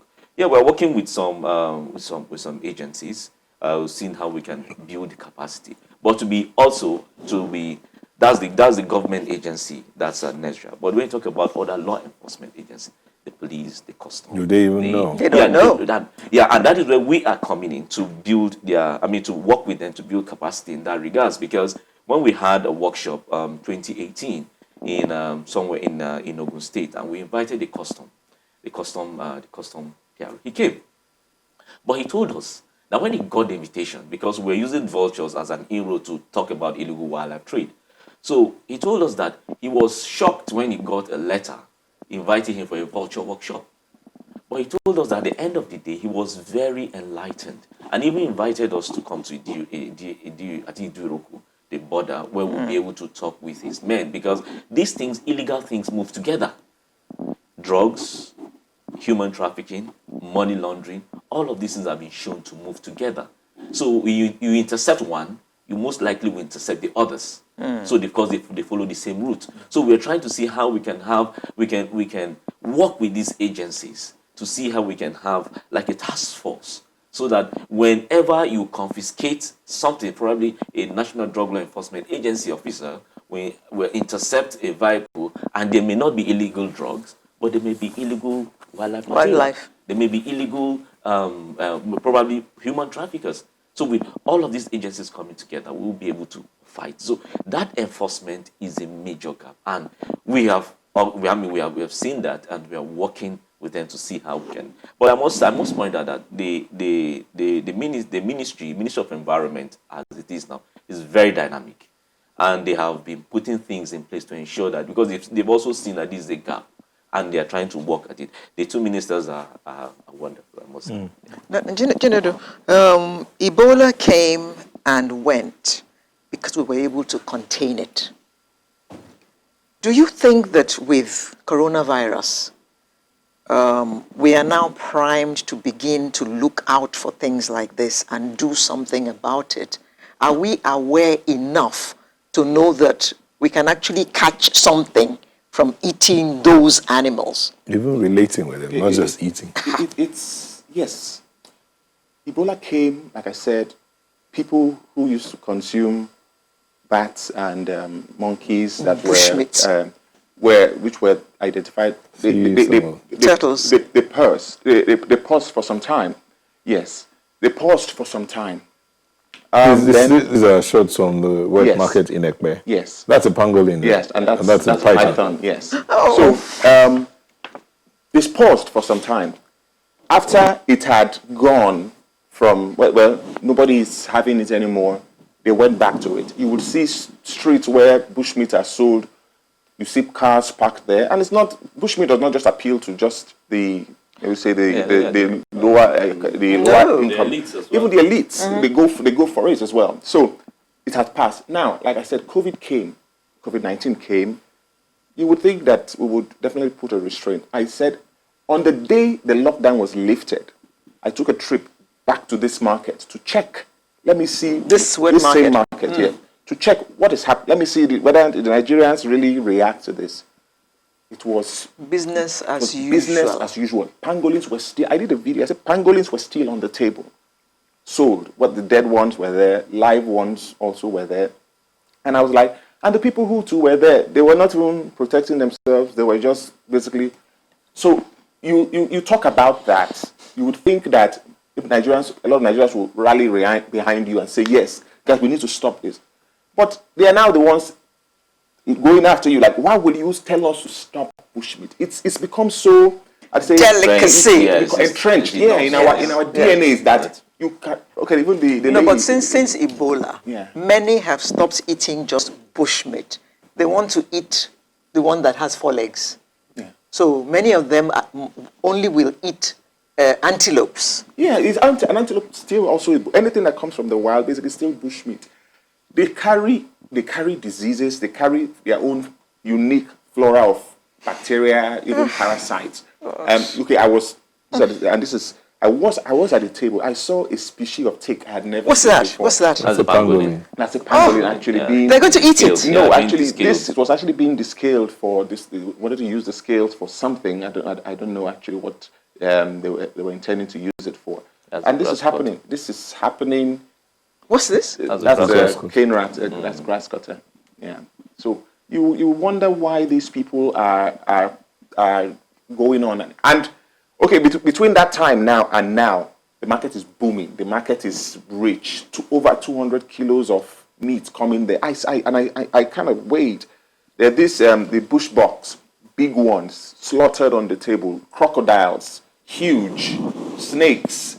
They're still there, and I'm talking. Oh, that's the one where the animals being sold for meat. And you still have those. The traditionalists are still working. Yeah. They need their animals. They need the concoctions they have to make. So it has to be there. You see, all these things will still happen. But I'm looking at a situation where, as a nation, we are looking at building, replenishing our species. Our forests, okay, we say we have forests, but the forests are also reducing in size. The animals cannot even produce as much as. But when we begin to think about, okay, how can we replenish this? How can we now begin to, and that's why we build sanctuaries, we build reserves where these animals can be allowed to thrive, reproduce in numbers. They can be introduced into other areas of the environment, ensuring the ecosystem is balanced, and that is what we need. And luckily, we've been able to at least successfully breed some of them. But the problem now we're having is, where do we release them? Who do we give them to? You release them into the wild, they get killed. They get them. Yeah. Leather turtles. There was a soft shell turtle that we rescued recently from the market, because apart from land, the water bodies is also unaccounted for, because you would be surprised the endangered species we have in our water bodies. And Ekpe is just that area where the water basically, so you have rays, you have soft shell turtles, which are also vulnerable. Are rays eaten as well? They are being eaten, yes. So they are being caught.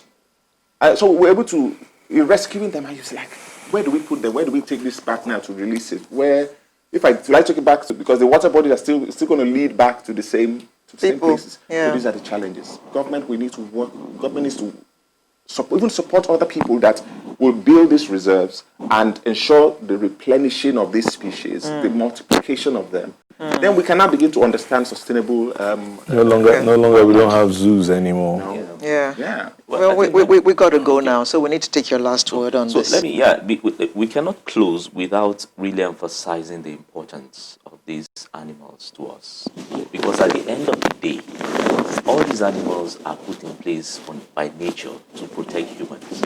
For instance, a pangolin that feeds on, let's say, 70 million ants and termites in a year. You can imagine what will happen if that amount of termites is unleashed on the human population in a particular area, saving about 31 football size of forests. So you can imagine what will happen. So they are doing a lot of work for, and at the end one of the day, pangolin is saving 31 football size of forest. So you can imagine what will happen. So all of these things are put in place for us, and we as humans are the least equipped. I continue to say in every forum I have the opportunity, but the least equipped to live on Earth. So if we are not careful, we will be undoing ourselves with all of the advancement that we think that you can imagine what coronavirus did. With all our advancement, brought the world to a standstill. That is just a virus, which we can run away from into our homes. There are some that we may not be able to run away from. And that is the reality that is facing us. Dr. Joseph Onoja, Technical Director, Nigerian Conservation Foundation, and Mr. Chinedu Mubu, Founder, Green Fingers Wildlife Conservation Initiative. Thank you very much for coming to talk about this with us this morning. Pleasure. Beware of what you eat. Not everything walking should be eaten by human beings. Some are in the environment to protect human beings. Stay safe. We'll be right back with another interesting conversation.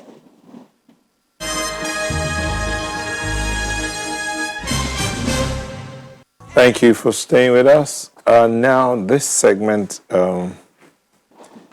is quite interesting, because before the segment even started, we already were getting tweets from different people talking about this. One of those tweets says, "Please, we have waited enough. We are tired of court cases without end. Please release our money." It has to do with some people who say they invested their monies. Some 14,000 members who invested their monies to buy shares from Nospectco Oil and Gas Company Limited, but unfortunately, their monies have been trapped, and they want... For 13 years. For 13 years, they want their money. Anyway, they are here to give us more details. We have Akinyemi Kayode, Olufowote Olushoga, and Benedict Ikwenobe, all of them who are Nospecto investors. Thank you, gentlemen, for coming. Thank you. Good morning. Let's begin with you, Benedict. Tell us about this whole thing. Thank you very much. We all, like you rightly said, we are totaling close to 14,000 investors. Nospectco Oil and Gas Company did not actually advertise for investors. it was this man-to-man information. And most of us then that was even the time the banks were retrenching and all that. And money paid to most of the investors were plowed in there. We were buying slots at 450,000 per one. Some people bought 4, 5, 2, 20, 30, even up to 50. And I must say here that I was privileged to even meet Alhaji Meyaki, who happens to be the owner of Nospetco Oil and Gas. And from what he told me and things I saw with him, I was convinced it was not an illegal business. But along the line, we realized that the banks that he was using, I must mention some, GTB, UBA, First Bank, Union Bank, I think AfriBank or so, I'm not too sure now. And then the banks approached him from what he told me, that the money in his account, they cannot access it easily. That rather, they advised him to allow the banks take the investors' fund so that they can reinvest it and make money out of it. He saw that as a trap and he refused. So the banks, according to him, ganged up, approached SEC and CBN that he was sourcing for funds without being a bank. And based on that, they came up with the idea of classifying Nospetco along with some other corporations as wonder banks and illegal funds managers. Bam! They closed all the accounts, the company's account in those banks, and took the money into CBN, amounted to about 23.7 billion. Yeah. Yes. We now approached the owner, who is my Alhaji Meyaki. He said, well, he is going to court, which he did. Unfortunately, he lost. We now said, well, what do we do next? Some people came up amongst us. Definitely, leaders will always emerge. They came up and said, okay, the best thing we should do is approach the industrial court to ask for relief, which we went. After several outing, the case was thrown out that it was not an industrial matter, that we should go to the regular high court. We went to the high court. Initially, it was the owner of Nospetco was joined. But along the line, the case was also thrown out. We went on appeal. From appeal, we got to the Supreme Court. But before we got to the Supreme Court, money was collected from investors by the leaders then, amounting to approximately close to 70 million to prosecute this matter. I think in fighting between them, who to take what and what to take what, we had factions. They created factions among them. That now created a problem at the Supreme Court. The Supreme Court advised them to go and harmonize and then come back. That has been impossible for 13 years. And the poor investors continue to suffer. So we called ourselves, do we wait for these people? They appear to be fighting. We are not fighting. We want we want to make an appeal to government, because the owner of even Ospesco is enjoying himself somewhere in the north, doing his business, other businesses. Our own money is there, but along there, some of us made some moves. Like myself, I wrote NDIC to ask for assistance. They replied me that, well, it is true that the money is, even though they said it's not up to 23.7 billion, but they agree that the money is with CBN, and they are making efforts to look for a way to make refunds. February 12 or so, 2010, a publication came from CBN asking all investors, particularly in all, not Ospesco alone, in all those wonder banks, to come up with their information and submit it to them, which we did. Since then till now, nothing was heard. Mr. Lushoga, when you all went to court, who were you suing? Actually, the problem is about retrieving our money because the money is in the central bank. When you went to court, whom did you sue? Was it central bank you were suing? They were joined. The central bank, SEC, were joined with Ospesco, of course. They have to be joined in the suit. Okay. But the problem now is the fighting between these fashionable groups, Martin Loko and Badejo. They can't agree. They have two different lawyers applying for the same people. And when they are to raise motion in the court, they'll be raising cross-purposes motions. And the Supreme Court said they should go and be together, be on the same front, fight this fight on the same front. They refuse to. When you started out the court process, yes.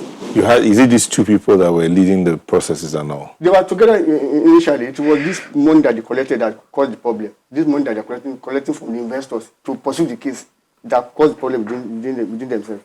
So they can now, they can't go on the same page. This problem we're having. And people are dying, So people are dying.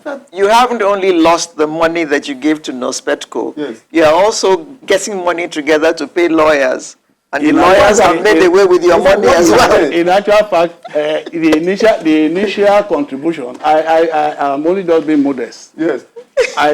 Some people paid 25,000, some paid 50,000, depending on the number of slots you have. Yeah. But I used the minimum, which was 5,000, to multiply 14,000. We're having 70 million. And that 70 million went down the drain. Okay. I paid. You paid how much? I paid 5,000 for my own at United Compound. I paid another one at Ugudu at this Mr. Matuluko's office. That's 10,000 naira times 14,000. That's nearly 140 million naira that was paid. Plus the money that you lost That already. we lost. And there's no result since. So we are appealing to the government to come to our aid. That's what we are appealing. We don't want any court case again. In actual fact, our appeal, because I have told my colleagues, we are not quarreling with anybody. We are not apportioning blames to anyone. What we want, at least it is on record, that money that was taken from the banks were deposited in the vaults of the central bank. And it is still there. Were you able to confirm that? Like I said, a letter from NDIC states that clearly. Yes. In actual fact, I can give a copy. That's a copy from NDIC. Okay. Stating that the letter, the money is in central bank and they are making efforts to see how they will make refund. Okay. Okay. We would take a break. We'll take a break. When we come back, we'll bring in Mr. Kayode to tell us his own side of it. But while we're doing that, it's also said that Femi Falana has taken over the case at the Supreme Court. Sincerely, I must tell you, not to my knowledge. I see it as a decoy. A decoy. Okay. All right. So there's a lot of things to be cleared out here. But we'll take a moment and we'll be back to continue this conversation. Just stay with us.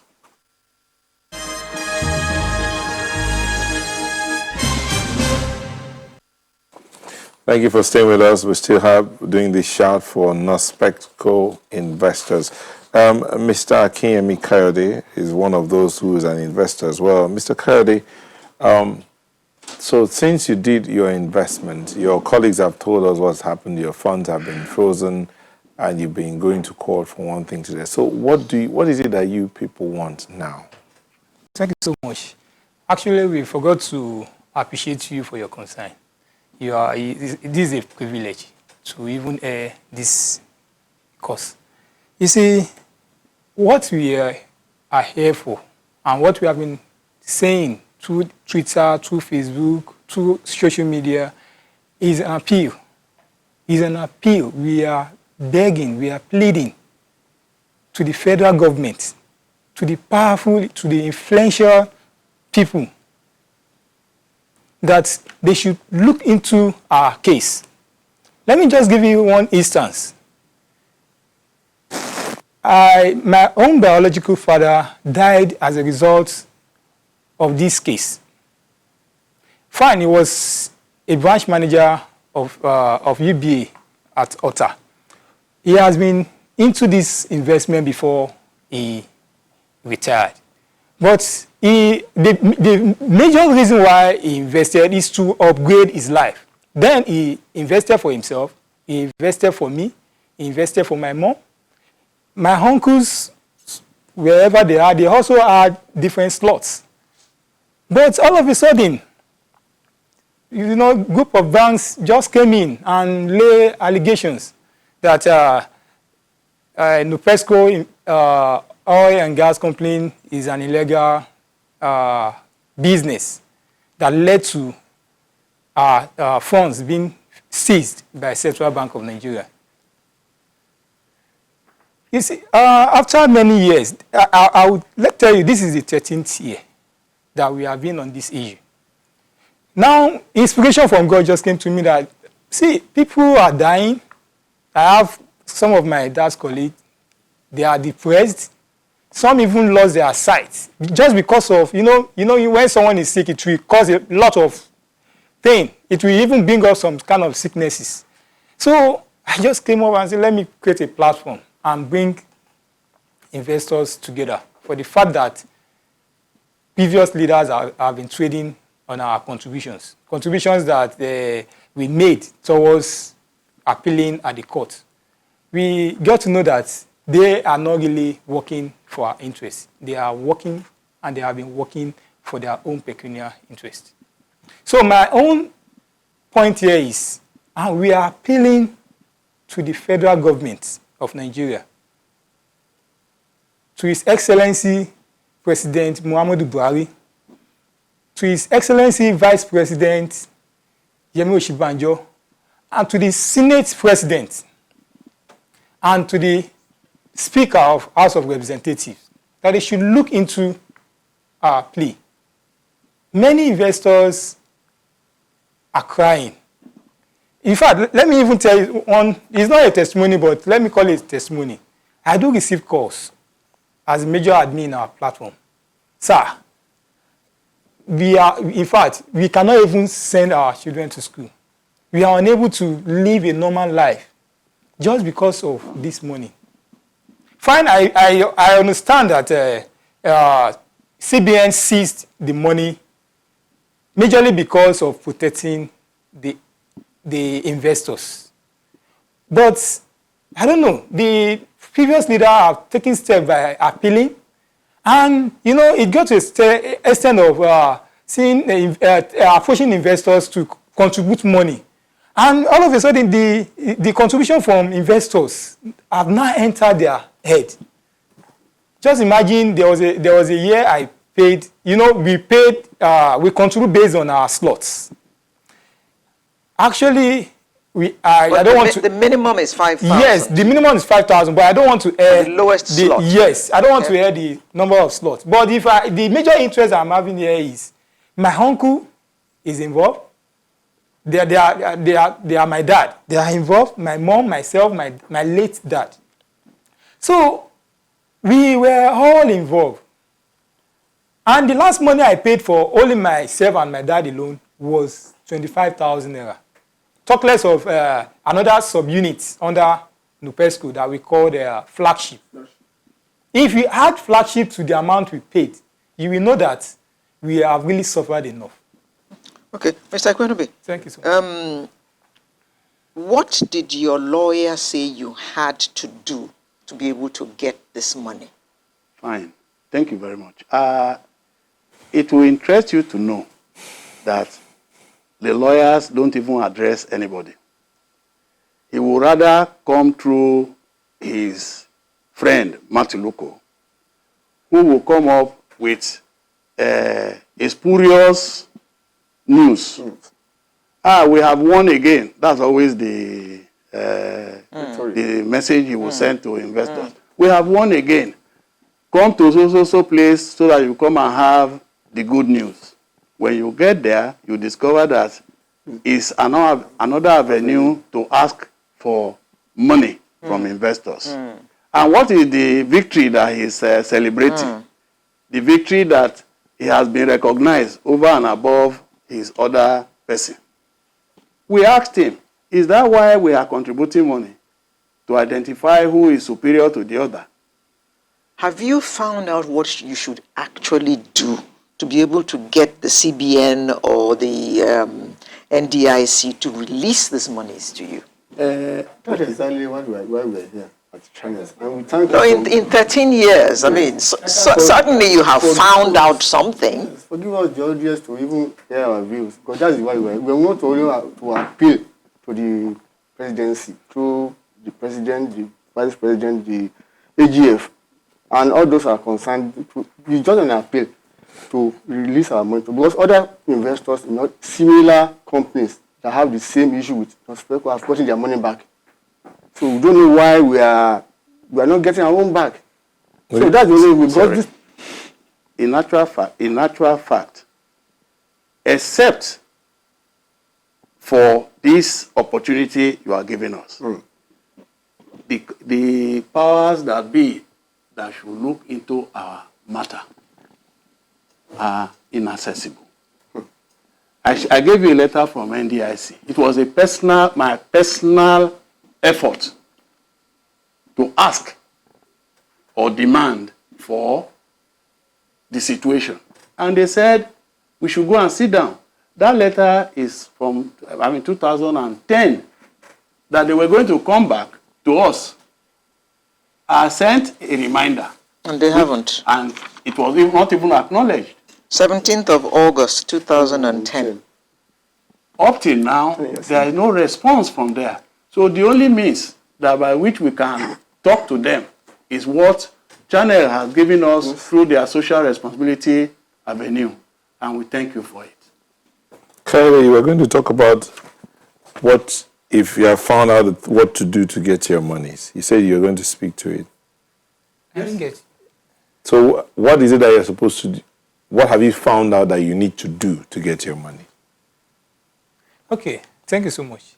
You see, since we are in a country whereby we cannot really gain access to the president, the Senate, and the powerful, influential people, I think the error we are now is to use technology to communicate to them.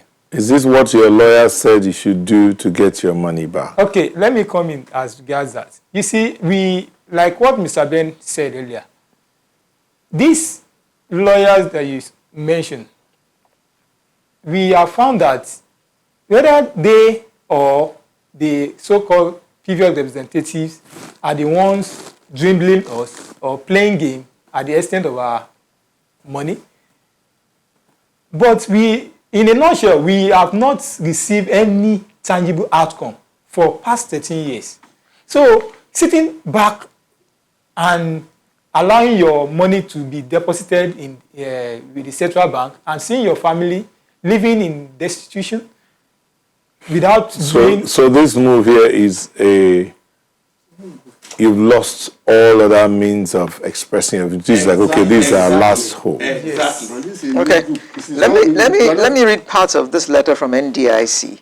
It is pertinent at this point to correct your erroneous impression that quote, several billions of naira of these Wonder Banks fund had remained in the vaults of various commercial banks as free funds, end of quote. The fact is that the illegal fund managers had made away with a very large proportion of their collections by the time the government agencies intervened to protect their customs. Yes, ma'am. A large proportion of the funds. I agree. So the 23 billion you're talking about, That is not FESCO. You see, what they are saying there is the collective money. Yeah. Because there are some all these small banks take out with funny names. Those ones escaped. What is his name? The owner of Nospesco is still alive. Okay. Mayaki is still alive, and he confirmed that he did not touch investors' money, which of course our own money, which is 23.7 billion, is still intact with CBN. Yes. He's still alive. He could be asked to come and confirm that. So all you want all we want why you are here today Yes. is just to appeal yes. to We are not going back yes, to we're not- to the powerful, We are not the going back powers to that be, Yes. that our issue be looked into. Yes, it is possible one or two mistakes were made. Yes. It is enough that we made that mistake to have invested in Nospesco. We were not privy to know that it is illegal. But since our fund is still available and intact with CBN, let us have it in whatever form. Because if they don't believe we had, because it was specifically Nospesco, they said we should write. I said there's a publication from CBN on that effect, which of course this is the letter with which I submitted my own details. And on their register, because they registered it, is number 558. If they bring out that register, they will still find it. And others did the same thing. The letter, the publication was made by CBN, not by any individual. That is the publication. That's the publication from CBN. so this money is sitting in the Central Bank of Yes. Nigeria. Yes, that is the publication. Guardian, February 12th of The Guardian of February 12, 2008, Interagency Committee on Illegal Fund Managers, Wonder Banks, Deposits, Investments with Illegal Funds, says Central Bank of Nigeria is in collaboration with the Securities and Exchange Commission, Corporate Affairs Commission, like Deposit Insurance Corporation, Economic and Financial Crimes Commission, and the Nigeria Police hereby invites members of the public who have deposited or invested funds with the underlisted companies or other similar companies which have been operating without proper authorization to provide relevant particulars concerning their deposits, investments immediately, and the affected companies are Nospetco Oil and Gas is one of them there. Yes. That was the first one. Yeah. No, it's quite a long list and all of that. Yes, go ahead, Kayode. You know, the funny thing, it's funny to me and it's saddening to me is that we invested in this oil and gas company. And the so-called, though I don't know who elected them, the so-called representatives, they went ahead raising an appeal to the court. Now, instead of, being of utmost good faith by representing the investors, you went ahead to tell investors to be paying contributions at PWD Ikeja. We paid the unit under Nupesco that is called Flagship. Some that had slots in Nupesco also paid for their own for their personal slot in Flagship. Another time at Ogudu, GRA, there was a time they called us that we should pay for PIN. Yes. 5,000 naira. PIN. Yes, that. Sorry, sir. Okay. In actual fact, they said we are now at the point of getting our Our refund. funds. That we should pay a certain amount, 10,000. that with that 10,000, a PIN, that's a personal identification number, will be given to us. I asked a question. And that's the pin you will use to collect the money. money. And I asked, which account? Just this imagine the way they just People imagine. don't answer. So I told my colleagues who were there then, please, this is another scam. Scam. Just imagine the way they are trading on our money. So and that lawyer we are talking of was part of that arrangement. Scam. And I said, how can you want to give us a PIN on a non-available or non-existent account? So a year after, we were called again. Those people that were unable to meet up to pay 5,000 naira, those people who were unable to pay 5,000 naira were also charged the following year to pay 10,000 naira because they were unable to pay 5,000 naira the previous year. So they collected 10,000 naira from them again. And if you multiply this money by the number of investors, and before then and now, many have died. Many are depressed. Many are not living a normal life. Thank you. Sorry, sir. Can I just do a little round? Okay. Like we said, ab initio, our purpose here is not to confront anybody, not to, apportion blames to anybody. We are only here to appeal, make an appeal to the CBN governor, the NDIC Director General, the presidency, the Senate, the senators and the Senate President, the head, the Speaker and the members of House of Rep, CBN, the CBN, and the Minister of Finance to please come to our aid. We are begging, we are appealing to their conscience. We have suffered enough for 13 years. They should please make a reform. Make a move to reform. There's a tweet from Mr. Okunbade. Can Mr. Akinyemi Kayode let us know the platform he created for Nospetco investors? Many Nospetco investors are not even aware that such platform exists. Thank you. Many that are on the platform, if you check the letter with the paper, position paper we submitted to you some days ago, you will discover that we have 114 names and contacts. Yes. And we just summarize it. We still have more on our platform.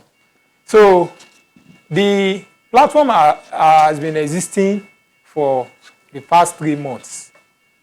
It has been existing. So if anyone wants to join our platform, you can. The way we join our platform is because we have our rules and regulations. Because, we have scammers everywhere. So if you want to join our platform, I can give you my number. You first of all contact me. I will verify if you are an investor. An investor. Okay. Then I will now know whether to add you or to reject you. Mr. Okunbari, maybe you need to tweet us your number so that Mr. Kayode will get in touch with you and confirm that you're actually an investor and get you onto the platform. Or we'll give Mr. Kayode your Twitter handle. He will send you a message, and you guys will sort yourself out from there. Exactly. So you don't put your number on public platform. Yes. Ujiagbe says, please, Nospetco people should report to the National Assembly. Well, that's what they're doing on this platform. They're hoping that the members of the National Assembly can hear them. Everybody to please come and help us. The name of this group is Nospetco Investors Representative Group, NIRG. So Yes, you can join us at our Twitter. Let me report on that. We have our Twitter handle, at Nospetco R. That is, if you want to join us. Nospetco, yeah. Nospetco R. Yeah. So all we do there is pleading. O-U-R. Yes. O-U-R. Okay, Nospetco R. Okay, so Mr. Okunbari, that's the handle you could send a message to Mr. Okunbari. They have their handle, Nospetco R. O-U-R. So send your message to them. They will get in touch with you and then verify if you're a member. But I want to thank you all for coming, and we want to wish you well. We hope that your appeal will be heard and your monies will be gotten to you. But this is in no way encouraging investment in Ponzi schemes. It is not. It is not good. It is not right. Please. Akinyemi Kayode and Olufowote Olushoga, Benedict Ikwenobe, thank you, gentlemen. We appreciate Channels Television for this.